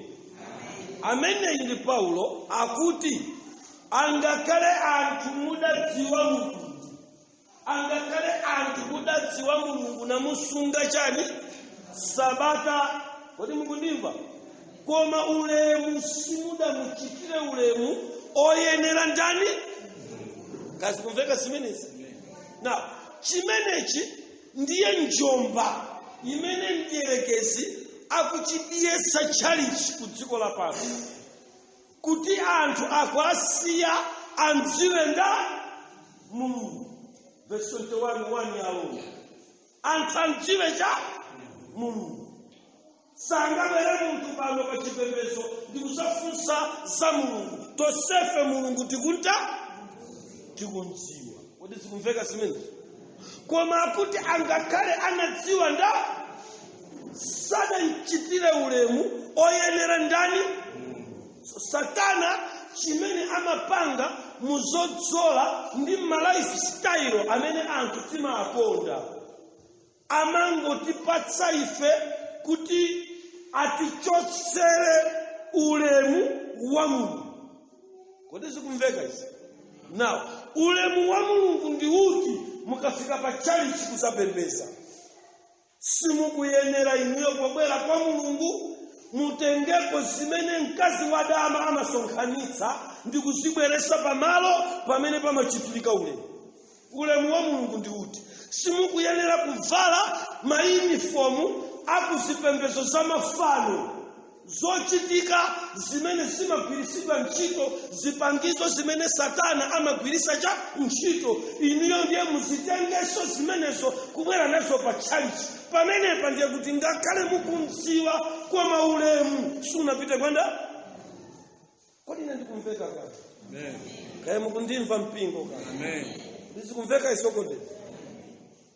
Tamvera, ngati ife mchipembezo chathu chakale cha mafano, chipembezo cha Satana, kunali zopaka zimene zimachedwa kuti lipstick. Kodi zikumveka zimene zimazoledwa ndi kagulu kamene ndimakatcha kuti the lady devils. Kalipo mpaka lero. Ndi amakapaka cha lipstick. Kazikumveka zimenezi. Na ndalowa ngatembenuka mtima, Mulungu andiyitana tuluka ku Satana. Ndienda bwera kuchalichi kuno kapena chalichi chicha. Kodi zikumveka ukonde? Mmene ndi malowa no makachisi amene wandikusakasaka malo oti nditanimo oti ndikhale. Kodi ndikhala pati pamene ndingakhale. So message soni ndizakuti ndimakapeza kuti anthuwa akupereka ulemu, akupereka ndiwodziwa bichani anthuwa Mulungu. Koma pakati pawo pali amene salemekeza nda Mulungu. Chifukwa chake ndimakaona kuti lady lipstick amene ndi the lady devils amene kuchipembezo cha Satana amadzola akamalemekeza milungu yawo, ndimakampesaso kuti ali pakachisuwa cha Mulungu. Tamvera, ndiye kuti anthuwa akudziwa Mulungu kwa maulemu womuchitira Mulungu alibe. So chimene Satana amafuna ndi ulemu, alande ulemu wa Mulungu ubwere panja. Ndiye pofuna kulanda ulemu wa Mulungu anauzimbayitsa kuzochena zimene inu mumadzipachika, mumadzola, mumamwa, mumavala ndi kumabwera naso pamaso pacha pa Mulungu. Amen. Kodi zikumveka zimenezi? Na mukabwera nazo zinthu zimenezi pamaso pachanipa pa Mulungu, mukapeza kuti chimene sikuchita zinthuzi ndi kulanda ulemu omuyenera Mulungu. Amen. Chifukwa chaichi okondedwa, mupeza kuti nthawi zambiri Paulo akuyesa kuunikira mu buku la Korinto 1, Korinto 2, Korinto, akuyesa kuunikira kufotokozeraso za chipembezo cha mafano ndi nsembe zoperekedwa ku mafano. Amen. Okondedwa, mupeza kuti ndi chiyani chimene ife tikuyenera kuchita tikafika m'maso mwa Mulungu kuti ulemu omuyenera ubwere. Tipewe zimene zimapembedzedwa Satana, zimene Satana amapanga, zimenezo zimakalanda ulemu pamaso pacha, komanso zimakayipsa Sabata. Munthu mmodzi akhoza kudetsa Sabata lonse. Kodi zikumveka zimenezi? Okondedwa, tisamale ndi zinthu zimene tikuzidziwa kale, zimene mwina tikuzidziwa lero, tizipewe. Kodi kale mpingo wa Seventh Day chidali chani? Muja munkayima mmakomo ndikumayang'ana mmene munthu wafalira. anakulankhula ni ndani, nanga amene anadzakuletsani ndani, kuti mutsegule chitseko cha mdierekezi kuti adzala ndi ulemu pamaso pacha pamunthu. Kodi zikumveka isokote? Mayinda abambo, dziwani kuti kunja kuno kuli zosonkhanisa za mkazi wa dama. Nawo dama ndi sexual signs, zizindikiro za chigololo zimene Ohola ndi Oholiba akudzipeza. Mukawerenga chapter chonse cha 23 Ezekiel mupeza zinthu ngati ziti zimene akumfotokozera maonekedwe ndi machitidwe ake amkazi wacha wa dama. Kodi zikumveka zimenezi? Okondedwa, tiye tibwere ku buku la 1 Mafumu chapter number 11 verse 7 mpaka 9. Kumeneku tikapeza kuti tsopano Dama uja ali ndi khazeni wake, dzina lake akumutcha kuti Kemosi, kumene anzathu achinenero cha chino wake, kumene kudachoka mawedi ambiri a Chingerezi adatengako mawu akuti cosmetics kuchoka ku Kemosi. Tiye na abale tiwerenge 1 Mafumu chapter number 11 kuyambira verse number 7 mpaka 9. Tichipeze chimene chikuchitika apa mchana. Tiye mbale wangu. 1 Mafumu 11 verse 7. Pamenepo Solomo anamangira Kemosi fano lonyasitsa la Amaulu ndi Moleki, fano lonyasitsa la ana a Amoni misanje, paphiri lili patsogolo pa Yerusalemu. Daima ningai pamene mbuku limeneli akutipasa mfumu Solomo. Kodi mukundimva makosana? Amene mumbiri tikumva kuti adakwatira akazi ochuluka kupyolera 1000. Kodi zikumveka zimenezi? Na imene mukuyipesa pamenepa ndi saluni imene idamangidwa pamwamba pa phiri la Moriya. Chimachitika ncha Solomoni adaitana akaswiri wodziwa kukonza azimayi, atasonkanisanso maufa, mapaudala, mafuta zokonza achina konode tikwane nawo, achina nipapa tikwane nawo, anali mukasaluni kati kameneka zimakhala bwa amatenga mzimayi awiri kapena atatu pa wiki kwapitisa mu nyumba iki imene. Kodi mukundimva? Kuyamba wadani kwakonza, chifukwa wiki ino ayaya awa ndamene akupita kukagona ndi mfumu Solomo.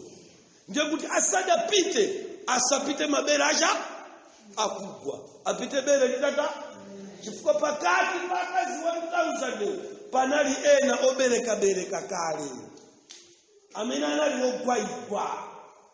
Pofuna kwakonza anapitisa musaluni ite chipatala chimenechi. Kodi zikumveka? Chimene mafumu anchipatala chimenechi anali Kemosi, Milcom komanso Moleki. Ndikuti chinali chipatala chokhala ndi mawini atatu amene akufuna zamaleredwe, kuti sakufuna akatenge mimba akakagona ndi Solomoni, amapitisa ku wini ya Moleki. Kani yosamusa makosana. Amene sakufuna kuti ndikakafika kumeneko ndikaonekere kuti munthu ndikuoneka chimadzimadzi, amapita ku Milcom. Ndanyanya kutuwa mabere agwa sindikuoneka bwino, amapita kwa Kemosi.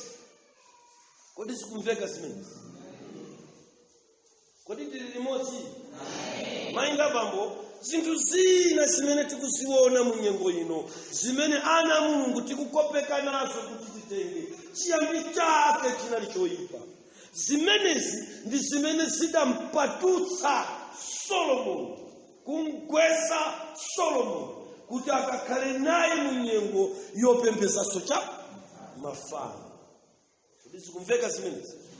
Mangwala amenewa amati akadzola kwadzola.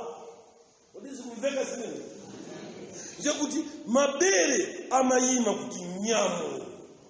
Mwauona ufa umenewu kuti udatulukira ku Tanzania. Kodi zikumveka body shape. Kodi zikumveka zimenezi? Umene lero munthu akamwa wasilimu wopanda mbina amayambira kumninga chunuchi ndi kusangonenepa ichi choka ichi kusangochoka pa tunda chingopeza kuti fwa tazabwera. Azibambo kufoira taunimu koma ndiye pusai koma ndiye mbina yogula zimene sizikuchokera lero ayi zikuchokera pa phiri lacha chipatala chake nchiti tawerenga mbale bwino kuti munthu atakumvesa soka wili yambira pa verse wayambira 1 Mafumu 11 verse 7. Pamenepo Solomo anamangira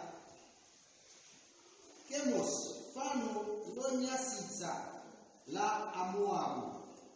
Taima kaye pamene ndimafuna mumve chichewa chakuti fano lonyasisa la simukumva fano lonyasisa la makosana ngati pali chikhalidwe chakudziko lapansi cholakwika sichikuyamba lero ife tikuchitengera kuchoka kwa Moabu. Kanali kantundu kosausa kamene kadamulisa Mulungu m'buku la Hosea akuti ha kalanga Efereimu aphatikana ni mafano muleke.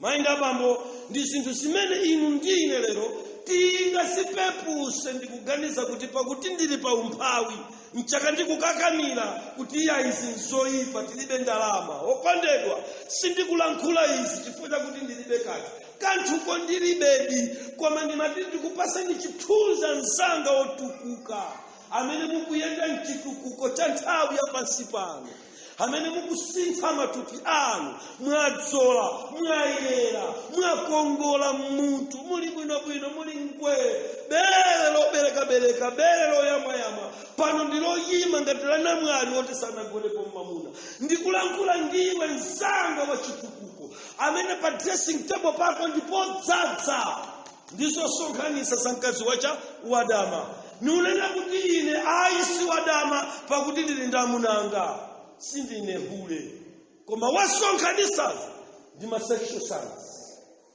posachedwa pamene tikufika kwathu lipenga likalira ukaphata pa khomo ungananene kuti sindakuuze mukaphata pa khomo simukulowa ndipo musapuse wokondedwa musapuse ndizonena za sogoleri zoma kupusisani kuti chikhirisitu ndi mtima mukaphata mukakafika kwathu chifukwa chake tembenukani mtima na mumve zonena za mphawine amene sindingakwanise kugula botolo la mafuta la 10,500 4,800 2,800 sindingakwanise kugula koma sindinena izi kuti ndalephera kugula zinthuzi ayi koma ndikunena chithunzi chokwanira cha zimene ife tikuzidziwa kuchokera ku chipembedzo cha Satana kuti chipani ichi ndi chipani cha chiyerekezi ndipo sine ndekha pano malemba akutiuzaso zinthu zokhazokhazo kuti zikumveka zimenezi maliza mbale wanga yambileso 1 Mafumu 11 verse 7. Pamenepo Solomo anamangira Kemosi fano lonyasisa la Amoabu ndi Moleki fano lonyasisa la Amoni misani paphiri lili patsogolo pa Yerusalemu. Verse 8. Ndipo momwemo anachitiranso akazi ake onse achilendo. Kodi mwayimva nkhani ikumveka tsopano tiyeni yamba ndikutsika. Amene amafukizira naphera nsembe mafano awo.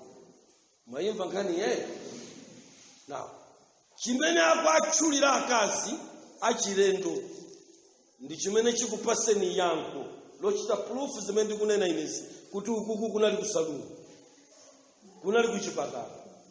Kazi kumveka kaya kumene akazi achilendo amataniko amapita. Tengeni mawa kuti akazi achilendo. Mutakukhala mkazi wa chilendo mu Seventh Day. Mutakukhala mkazi wa chilendo pa chipembedzo cha Mulungu. Mumakhala mkazi wa chilendo chifukwa chake chikhalidwe cha akazi oyenera pa mpingo ndi chiti ndiko kuvala moyenera ulemu pamaso pa pamene mukungotenga ma sexual signs dama ndikupatikizapo inuyo nokha mwazikhazika mulendo kutolika. Kazi kumveka kaya mmene wangotenga nkupachikako mwazina mwazimene tikuzifotokoza za chikunjazi kaya wangomanga ngati chiliboni kumbuyoku kaya wapanga kaya wachita motani kaya wavekamo chipewa cha dolika cha white sizikuoneka koma wadzipatula wekha wadzikhazika mkazi wachilendo.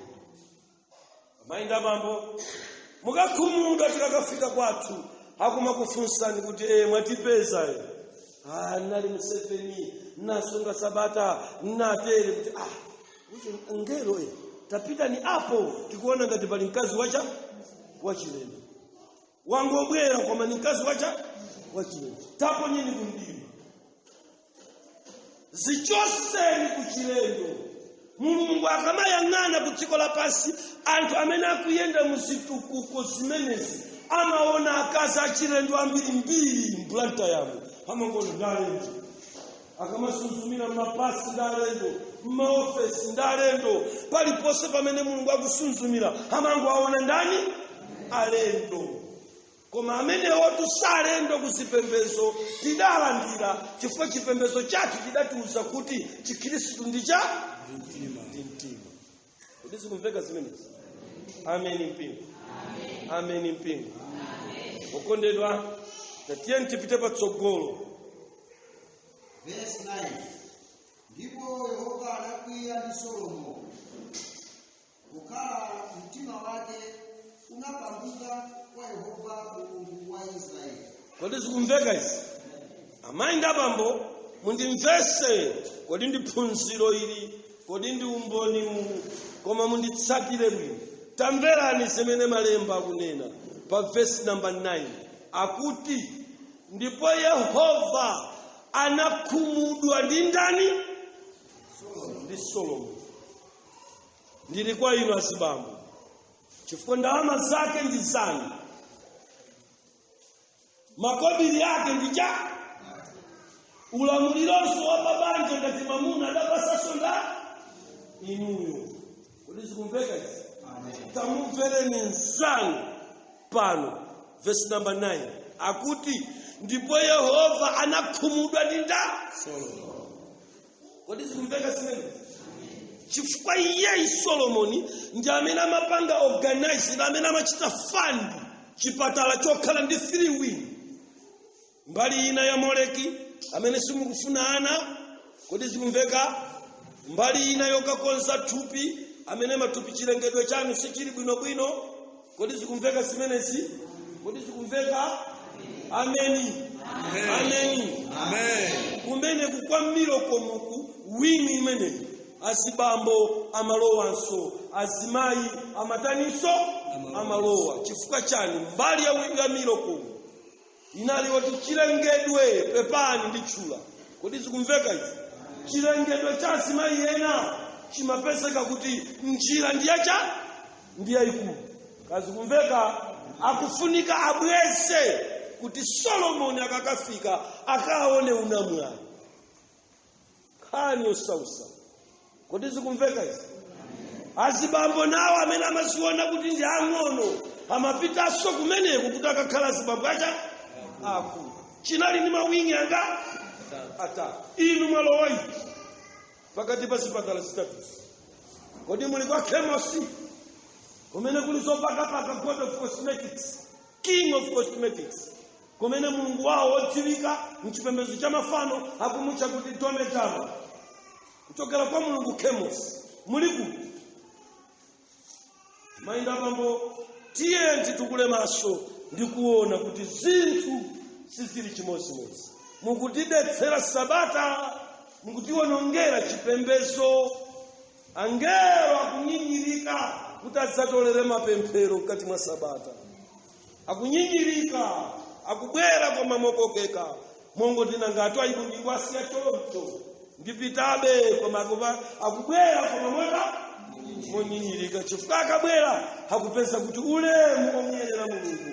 Aroma 1:21 sukupezeka pakati pathu. Kodi zikuveka izokondedwa? Na utamvera. Kodi ichi nchani? Pali ziwanda zachigololo zimene zimatchedwa kuti Gedeshima. Tamvera mpingo. Gedeshima mchingerezi amatanthauza kuti holy woman. Tamvera. Akalowa atsikanawa musaluni zimenezi muchipatala chimene Solomon adachimanga chokhala ndi mawingi anga atatu. Akamatuluka mzimayi, akamatuluka mmenemu amamupasa lingi padzanja kuchala chomalizira ichi. Ndipo lingi imeneyo imakhala ikuyimira saini yakuti Gedeshima, amakhala holy woman. Tamvera. Mawa kuti holy woman ndi kumene kukuchoka mawa kuti beauty. Kazi kumveka kaya. Kodi tili limodzi pa? A beautiful. Akangotuluka musaluni imeneyi akuyenda sopano mu corridor ulendo ku nyumba ya chifumu, amachita kuapitisira mahachi asapondent ake. Kodi zikumveka zimene? Chifukwa akuyenda direct ulendo ku lumu akagone ndi Solomon. Koma akatuluka mmene mwata apasa kalini ndikamene Solomon amakadziwira kuti oho zona di munthu uyi akuchokera di kuchipatala chicha ali clean. Sopano munthu uyi ndi Gedeshima, ndi holy woman, ndi beautiful. Kotera kuti mukapeza cholinga cha sola ndi kumpanga mzimayi beautiful. Mwanjira ina kumpanga kuti akhale Gedeshima, holy woman, mkazi woyera, mkazi wa kilini, beautiful. Kodi tili limodzi pa? Amen. Amen mpingo. Amen.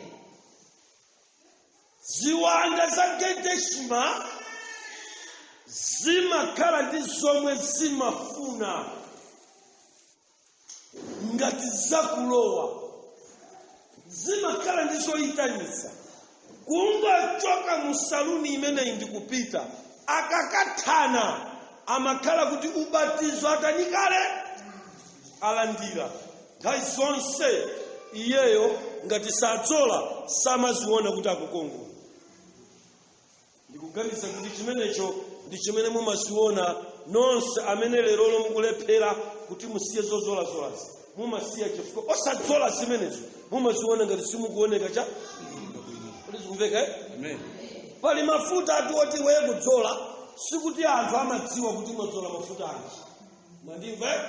Koma nokha wosadzola mafutawo kukakhala pa office kumaziona kuti munthu nesindikuoneka cha. Sindikuoneka bwino. Mwandimva? Basi kuyamba kufuta ina munanga mafuta anatha muzindiona mene ndikuonekeramu nanzanu nesindikuoneka bwino mafuta anatha.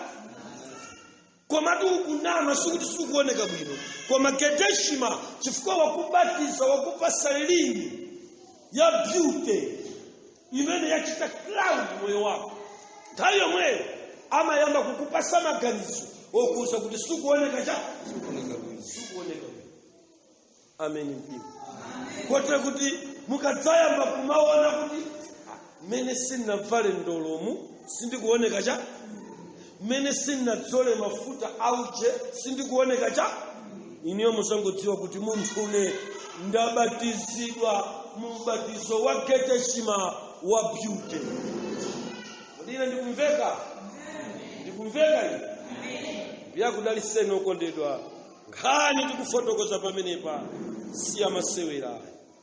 Galatia chapter number 5 verse number 16.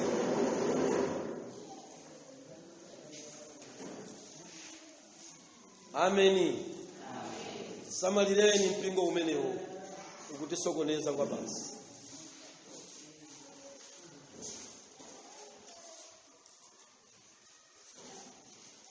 Ameni. Ameni. Tiye niwerengani bale wako. Galatia chapter 5 verse 16. Koma ndinena muyendeyende ndi mzimu ndipo musafise chilakolako cha thupi. Yamba imakaye pamene. Ziwanda zimene zizagedeshima mukangobatizidwa zimayamba kubweresa zilako zachani. Ukadzaona kuti wayamba kumalakalaka nthawi zonse ukulakalaka nthawi zonse ukufuna upamwamba kumanga style iyi yopita uku 2 days kuona kuti ayi kumasula ukulakalaka yoyangana kumawa kumasula ukufuna cha dodolido kumasula black snake style zonsezo umayamba kulakalaka mwabatizidwa ndi Mulungu ochedwa gedeshima sopano inu ndinu hole umani beauty. Kodi sikumveka isi?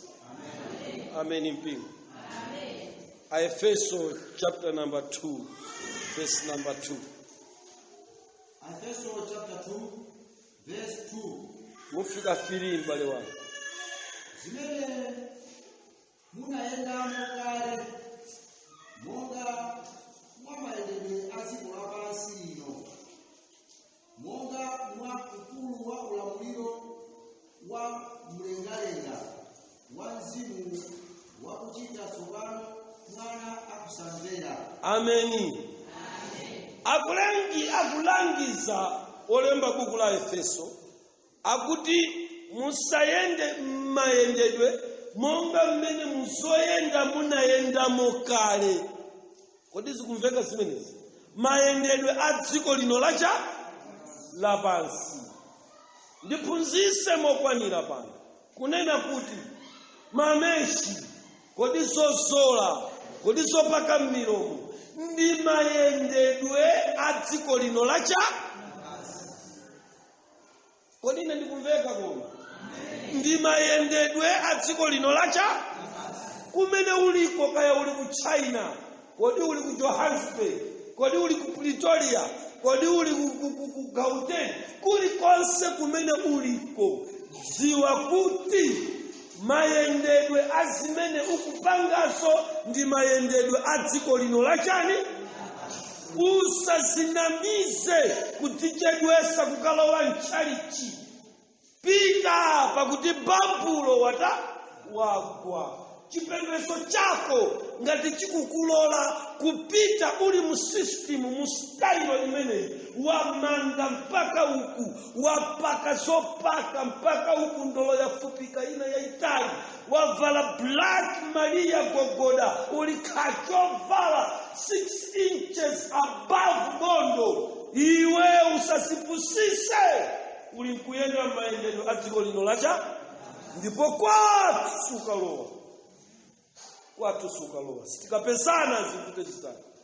Sitikupezana. Imene ukuyandani ndi njira ya dziko lino verse number 3. Verse 3. Amene ife tonseso tinagomera pakati pawo kale, mzilako Kodi zikumveka izi? Ife tikunena afe tidagonera pakati pawo kale. Ndio ine ndilankulenga ti Paulo. Chifukwa ine ndikuchokera kumene kuli cosmetics, satanic worship. Kodi zikumveka? Amen. Mayendedwe amene ine ndinagona kale, milungu ngati mole. Kodi zikumveka? Miloko, milungu yazobweza kapena kukusa. Zimenezo tinagona moja kale. Kodi zikumveka izokonde? Mayendedwe awa ndi mayendedwe a dziko lino lacha amene anamu simukufunika kutanimo mwina ayi amangodana yo ndizozola ndiye mutiuze ndiye tizizola chani ndiye mafunso ndikulandira pano ndiye munene mwanena kuti mjeni oyipa ndiye mutiuze ndiye tizitani. Ine ndikuuza kuti usitani. Bible likuuze kuti usitani. Amen. Amen. Werenga Bible, ine sindakupezani. Musandiyese tu ine nkaswiri wa Bible. Ine ndikuchokera ku sataniki. Kodi zikumveka izi? Kwakuti mmene ndabwera kuno ndasapeza buku ndikulitanthauzirali lili kale m'manja mwanga. Kodi zikumveka izi? Kodi zikumveka izi? Ine ndikuyembekeza inuyo ndiye mundiuze kuti ndiye kunotu timatere. Kodi zikumveka? Amen. Simenezo sindafunika musipanga ndakazanga. Ndo amene azifunsa funso limene kuti tizita chifukwa ine ndikazanga 17 years tinali pa gola nsembe la chipembedzo cha mafano. Mmene tabwera ndiye nkazanga azifunsa kuti ndeza teremu ine ndizole chani koma muzindifunsa ine. Kundifunsa ine. Zikulondola kwa bizitu. Muzifunsa ine ande tizizola chani. Tateremu amutiuza paibu. Mafuta oti tizole akazanga ndi amene akufuna afunse iwe. Chifukwa ife tikuchokera m'mayendedwe athu akale. Efeso chapter number 2 verse number 3 tinagonera mmenemo muntchito za ndima kwa zaka zambiri. Ndiye tabwera ine ndikazanga Dolofe. Inu mutifunsa ife tikufunseni. Titani timadzola izi za chikunja. Ife timadya izi za chikunja. Ife timamwa izi za chikunja. Tinalipa chipembedzo cha mole free win. Msipatala zonse zitatu timatanimo timalowa. Tilowe kuti. Si inu ndiye funa kuyankha ine. Ndizi kumveka isi. Amen. Nanga ine ndiyankhe ine. Mchaka anthu amakusokeza.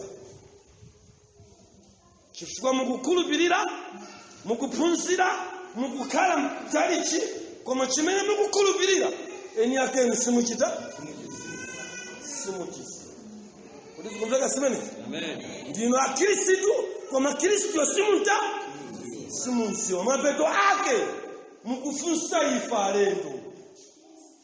Ndiye tizizola cha. Ndiye tizimanga cha. Wina nanga ataibu. Ndiye pamene papa ndiye meshi yabwino ndiyiti, meshi yolondola, meshi yabwino ndiyiti. Kundifunsa kuti nene kuti ayi meshi ineyo ndiye ndifunsa inuyo kaya misisi. Menda bulera ku mpingo uno wambuye. Kodi meshi yoti akazanga azizola azivala ndiyiti ndiye inu musinena kuti kulibe meshi yacha. Amen. Amen. Inu ndiye umuza nkazanga waide. Ouza ayaya ndita. Ayaya bwera ndipanga. Kuno kulibe meshi yacha yabu. Kodi zikumveka? Kuno kulibe lipstick. Kuno kulibe maaibo pencil. Kuno kulibe kupala ubweya. Inu ndiye wauza nda. Koma inu muzindifunsa so inu ndiye mutiuza kuti mtundu wa ujeni wazopaka msala mtundu wako ino ndi uti. Kodi ukapaka simatiledi nanga sasa girini. Okondedwa tiye ndipenje tipite chitsogolo ndamwe.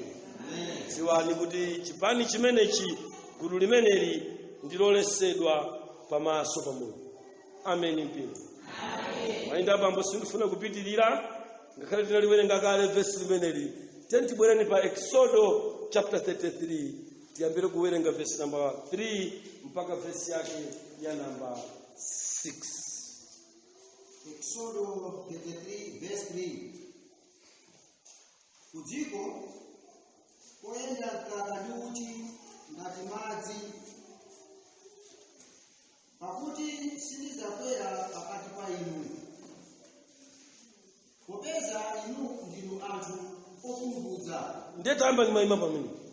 Mulungu akuti kuyenda nanu kukafika ku dziko la mkaka ndicha ine sinditaniso sindidzaenda nanu, chifukwa chakuti inu ndinu anthu otani opulupudza. Ndiye ndikufuna inuyo lero tiwerenge limodzi muzimve zimene zimampanga mpingo zidamupanga Israeli kukhala opulupudza. Zimodzi mwa zimene zidampulupuzisa Israeli. Tsika mbali ni malemba.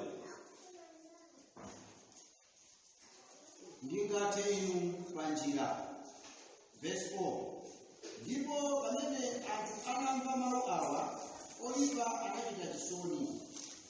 Ndipo panalibe mmodzi anavala zokomesera zake. Verse 5. Ndipo Yehova anati kwa Mose, nena ndi ana a Israeli, inu ndinu anthu opulupudza. Ndikakwera kulowa pakati pa inu kukamphindi kamodzi ndidzakuthani. Koma tsopano vulani zokomesera zanu. Kumvana kodi apo? Kodi sikumveka izi? Tsopano pakuti mukufuna kubwera kwa ndani? Inu anthu otani inu opulupudza. Sikumveka? Choyambirira chimene Mulungu akuchitchula, chimene chikupereka step number 1 yopita kwa Mulungu. Sakunena chigololo, sakutchula mowa. Kodi sikumveka izi? Koma akutchula choyamba apa akutitchulira zotani. Kodi ine ndakupezani m'Baibulomo, koma izi zinthu zoona ndikuzipeza? Ndi chilungamo chake kodi ichi? Kodi ili ndi Baibulo? Inali chikhulupiriro changa nchakuti buku ili limaposa Satanic Bible. Buku ili silingafanane ndi Korani. Awa ndi mawu a Mulungu weni woona. Amene mmene ndafika ine uno ndikunena kuti ndafika kwa Mulungu yekha woona yekha.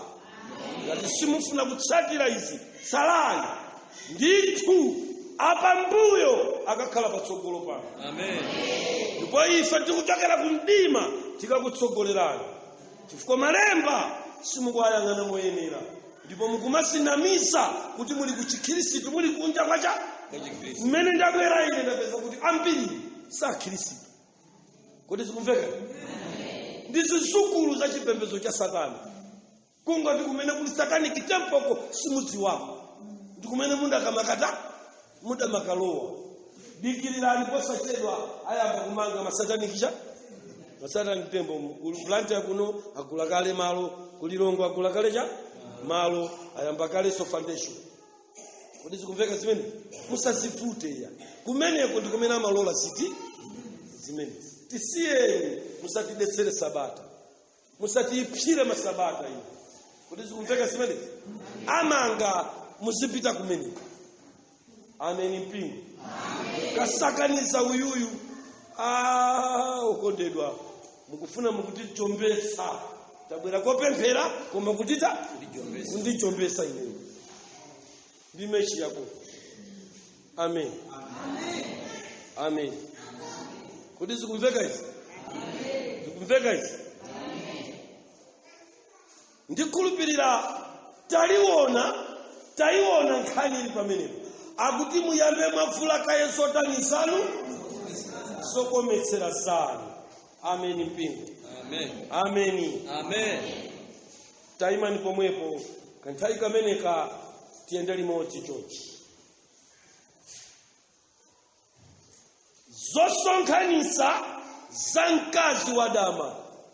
Tiyantibwerere ku Mika chapter number 9 tikawerenge ku verse number 13.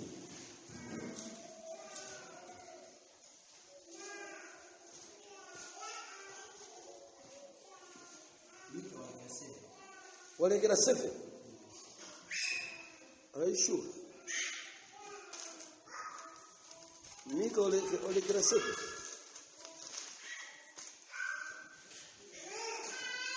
Mika chapter 1. Mika chapter 1. Sada fike 13. Wafikae? Ni madaba kuti kapena ndi kuyesa kolani. Fika 16. Kwani kapena nda soje. Mika chapter 1. Verse 13. Verse 13. Manga galeta kukavalo waliwo okhala mulakisiwe woyamba kuchimwisa mwana wamkazi wa Ziyoni ndiye, pakuti zolakwa za Israeli zinapezedwa mwa iwe. Ndiye mulimvese Bible. Ameni. Akuti manga galeta lako iwe lakisi chifukwa wayamba kuchimwitsa. Kodi zikumveka izi? Mwana wamkazi wanthu anga Ziyoni. Ameni. Mukulimba Bible? Manga galeta iwe mlakisi chifukwa chani wayamba kulakwitsa. Pamene pani mafuna mumve kunena kuti tili ndi anthu achikunja amene akumabweresa za chikunja zawo pakati pa ana Mulungu. Ndiye Mulungu akuchiona. Musaiwale kuti ndi chapter chomwechi chimene akutiuza zosonkhanisa za mkazi wacha wadama. Mmene zosonkhanisa za mkazi wadama zayamba kupezeka m'manyumba a anthu otchedwa akhirisitu. Verse number 13 akwera kuzaonjezera kuti ayi wayamba kuchimwitsa ana angazi wanthu anga Ziyoni. Chifukwa chani? Zochimwa zonse zimene zinali ndiwe zayamba kupezeka mwa Israeli. Malimba Bible pamene kuti tikufunika tizisiye kuti zoyipa za chikunja zizipezeka pakati pathu. Anali kuzingisa Mulungu kuti taona sopano zoyipa madesign achikunja ayamba kupezeka mwenda. Ngakuti Mika pano ndikumuyelekezera ndi ineyo kaya mukundimva mmene ndabwera ku chikhirisitu ndayamba kupeza zochimwisa zolakwika zimene zinali kupezeka ku chikunja. Verse 13 zayamba kupezeka mwa iwe Israeli. Simukumva? Zikumveka izi? Amen. Madesign mastailo amene anali kupezeka ku chikunja ayamba kupezeka mwa iwe Israeli. Hani osausa okondedwa koma tikakhumudwa tikakafika kwake. Tikakhumudwa bopi. Ninji wochuluka ukusiyidwa pa khomo osalowa ulendo wa kugaheni. Chifukwa chani? Tinali ndi mipingo ku dziko lapansi. Ndi mipingo ku dziko lapansi. Ndi 7 chabwino. Kaya ndi chani chabwino. Tamverani okondedwa. Verse number 13. Zoyipa za chikunja zayamba kupezeka somwenda mwayi. Kodi tizisiye zimene zikuchimwisa mwana wamkazi wanthu anga Ziyoni. Choncho ngati mpingo ngati mkhirisitu paweka zipatule madesign ngati amene. Ameni mpingo. Number 1.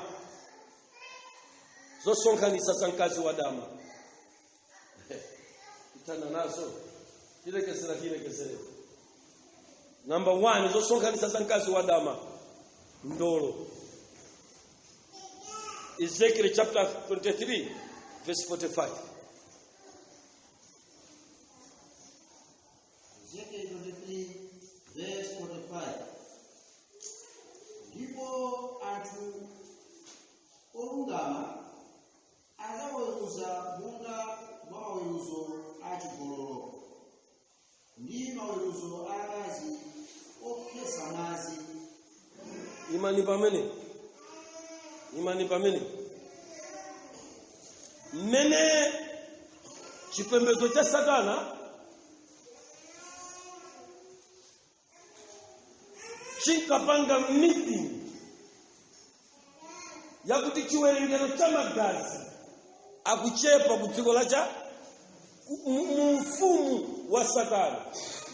Ndolo adayika gulu la njira imene ingasonkhanisire cha magazi. Koma sadangoyikayi ankakumbukira chipembedzo chakale cha Gedeshima pansi pa Mulungu amene amamutcha kuti semikera, kapena kuti nsembe yaing'ono, kapena kuti magazi a gawo lako, nsembe ya gawo lako, magazi okukha koma pang'ono amene amaukitsidwa kupyolera mukubola. Amen mpingo. Amen. Kodi zikumveka isi? Kodi tili limodzi pano? Pamene tikubola pamakhala kuti munthu akupereka cha nsembe koma ya magazi nsembe yaing'ono, semikera. Ndi pangano limene limayamba kuchitika pakati pa ziwanda za dama ndi thupi lanu. Mumajoyina mpangano pobola kukhesa cha mwazi. Amen mpingo. Amen. Ine nkanakonda kuti ine Mulungu andithandize chifukwa zimene ndimalankhulazi ngakhale ndekha ndimatha kudziwa kuti ndikulowa mtunda umene ukundipalamulira udani pakati pa anthu. Ndiwochepa anthu amene angakonde kumamva zimenezi. Ndipo ndikudziwiratu kuti pali mipingo ina imene singafune kumva komwe zimene ndikufuna kulankhula pano. Mayinda abambo wochepa amene mungakhulupirire zimenezi ndikuziona kuti ndizoona. Tiyeni timpempha Ambuye apoze mabala ang'ono, nsembe zazing'ono zimene anthu tinabola, zimene tinapereka kwa Satana ndi Mulungu. Amen mpingo. Amen. Kodi zikumveka zimenezi? Amen. Munyengo ya Mose Mulungu adawachokera kamba ka nsembe zokhesedwa za magazi apang'onozo. Masalimo 106 verse 38. Zosonkhanisa za mkazi wa dama. Masalimo 106 verse 38. Nakhesa mwazi osachimwa ndiwo mwazi wa amuna ndi akazi amene anawaperekera nsembe mafano a Kanaani. Mmwemo analidetsa dziko ndi mwaziwo. Kodi zikumveka izi? Lero mtati ndatenga kapu imene ili mdzanja langa ndiyambe kuyenda, kapena ngero atati atenge kapu mdzanja ayambe kuyenda mmakomo monse mwa azimayi amene anabola, atikatolera timagazi pang'ono cheta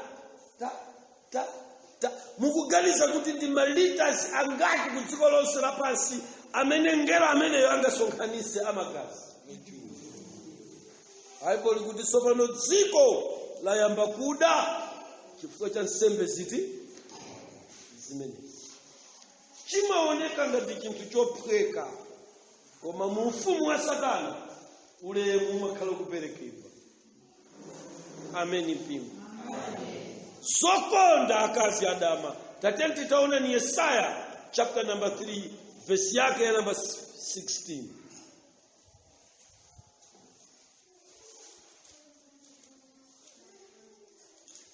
Yesaya 3 verse 16.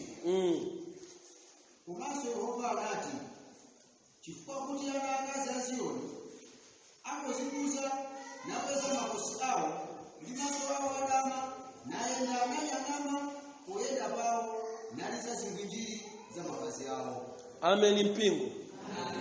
Maonekedwe ankazi wadama mwenjira ina cholinga cha zonsezi ndikuti munthu ukazigwirisa ntchito automatic zimakupitisa ku new life. Kazi kumveka simenezi. Umayamba kuona moyo watsopano. Mene umakakuyika iweyo pansampa. Maso okwezeka Adama mukwaona inu. Kuti lero akamapetira akagwesa chikopechi mupeza kuti muli ka green, ka white, ka red. Sikumveka akamapetira kuti ngwengwe zikuonekera pamwamba pa chikopechi zili mmene. Wakondedwa, tiye tipewe kuyenda mukhalidwe wacho. Amen mpingo. Izikumveka simenezi. Zosonganisa za mkazi wa Adama number 2. Genesis chapter 35 verse 1-4. Tikoteka tifika number 5.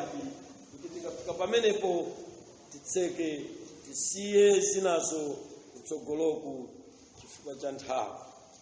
Genesis chapter 35 verse 1. Ndipo Mulungu anati kwa Yakobo, nyamuka nukwere kunka ku Beteli, nukale kumeneko, numange kumeneko guwa lansembe la Mulungu amene anaonekera kwa iwe pamene unathawa ku nkhondo ya Esau m'bale wako. Verse 2. Ndipo Yakobo anati kwa abanja ake ndi kwa onse amene anali ndi iye, chosani milungu ya chilendo ili mwa inu, muziyeretse ndi kupindula zovala zanu. Verse 3. Tinyamuke tikwere tinke ku Beteli, ndipo tizamanga kumeneko guwa lansembe la Mulungu amene anativomereza tsiku la mavuto anga, ndiponso anali ndine m'njira mmene ndinapitamo. Amen mpingo. Verse number 4 ikuti chani. Verse 4. Ndipo anapasa Yakobo milungu ya chilendo yonse inali m'manja mwawo. Amen mpingo. Tamvera. Mulungu wamwitana Yakobo, tiye ni ku Beteli mungani mangire cha guwa lansembe. Munthu yali babanja malingana ndi chipangano chakale akaziwa sakuchepera bawi. Sopano munthu yakupita kukaponda kumalire amene kuli Mulungu. Ulizikumveka ndiye Mulungu akucheuka kuona kuti Yakobo mmene akubwera ndi akazi alibe vuto akaziwa, koma zimene akaziwa apachika pathupi pawo sisi kuyenera kukamanga nazo guwa la nsembe. Pakufunika ata avule zovala zanu zisandulike, zipindulike, zikhale za mtundu cha wina mene mukubwera ku chipembedzo chino cha Mulungu. Kandi 7th day nditero chali chipembedzo chanji mene mukubwera pamaso pa Mulungu. Azibambo aoneni azikazanu, chifukwa kulekerera kwapangisa kuti mafano apezeke pamaso pa Mulungu. Chifukwa cha inu azibambo amene asimayiwa ndi anu. Tamuoneni nzibambo nzanu zimene akupanga. Hakuti ine sindipita ndekha, akazanga akatani nawo akalowe nawo. Koma chimene ndipange Mulungu wanga akuti zimene ayi. Ndita verse number 4. Anasonkhanisa milungu yonse, zimafano zonse, zopachika zonse, ndolo zonse, mpete zonse, ndikuzipereka m'manja mwanga. Aziwotche azitaye. Amapita kukamanga Beteli, tandiyang'aneni. Amapita umu muli play palibe kalikonse. Simukumva. Tambera mchunu amapita mulibe ngakhale mkanda. Kazi kumveka simene. Anapita beya atangovala mwinjiro yao, mikanjo yao basi. Yakobo ali musovala zake za white. Ayaya ali musovala za white. Plain. Popanda ngakhale manga. Ulendo pakuwalacha kubeke. Vainga bambo mserakale mbapa. Tukuti kulimalire pakati pake ochena ndi anamu. Tisalole isimenezi kuwaloka. Lila peleka kumanga kuwa. Mapeto wake tisinguti ai angelo 3 tasamukirawo. Angelo 10 takakalawo. Angelo 5 tigawana. Chimene chikutiswa wasachiziwa. Mkumangoloza zina zoti sindizo zophwanya zilimo. Kodi zikumveka izokoti. Mainga bambo akuthandizeni mpaka pamene tizamalize tsiku lina zosonkhanisa za mkazi wa dama. Ine ndikusireni pa zinthu ziwirizi, ndolo komanso mphete. Amen. Amen mpingo. Mulungu akudaliseni mpaka tsiku lina pamene tizapitirizenso chigawo namba 3 cha yankho la phunziro lathuli. Ambuye akudaliseni. Amen.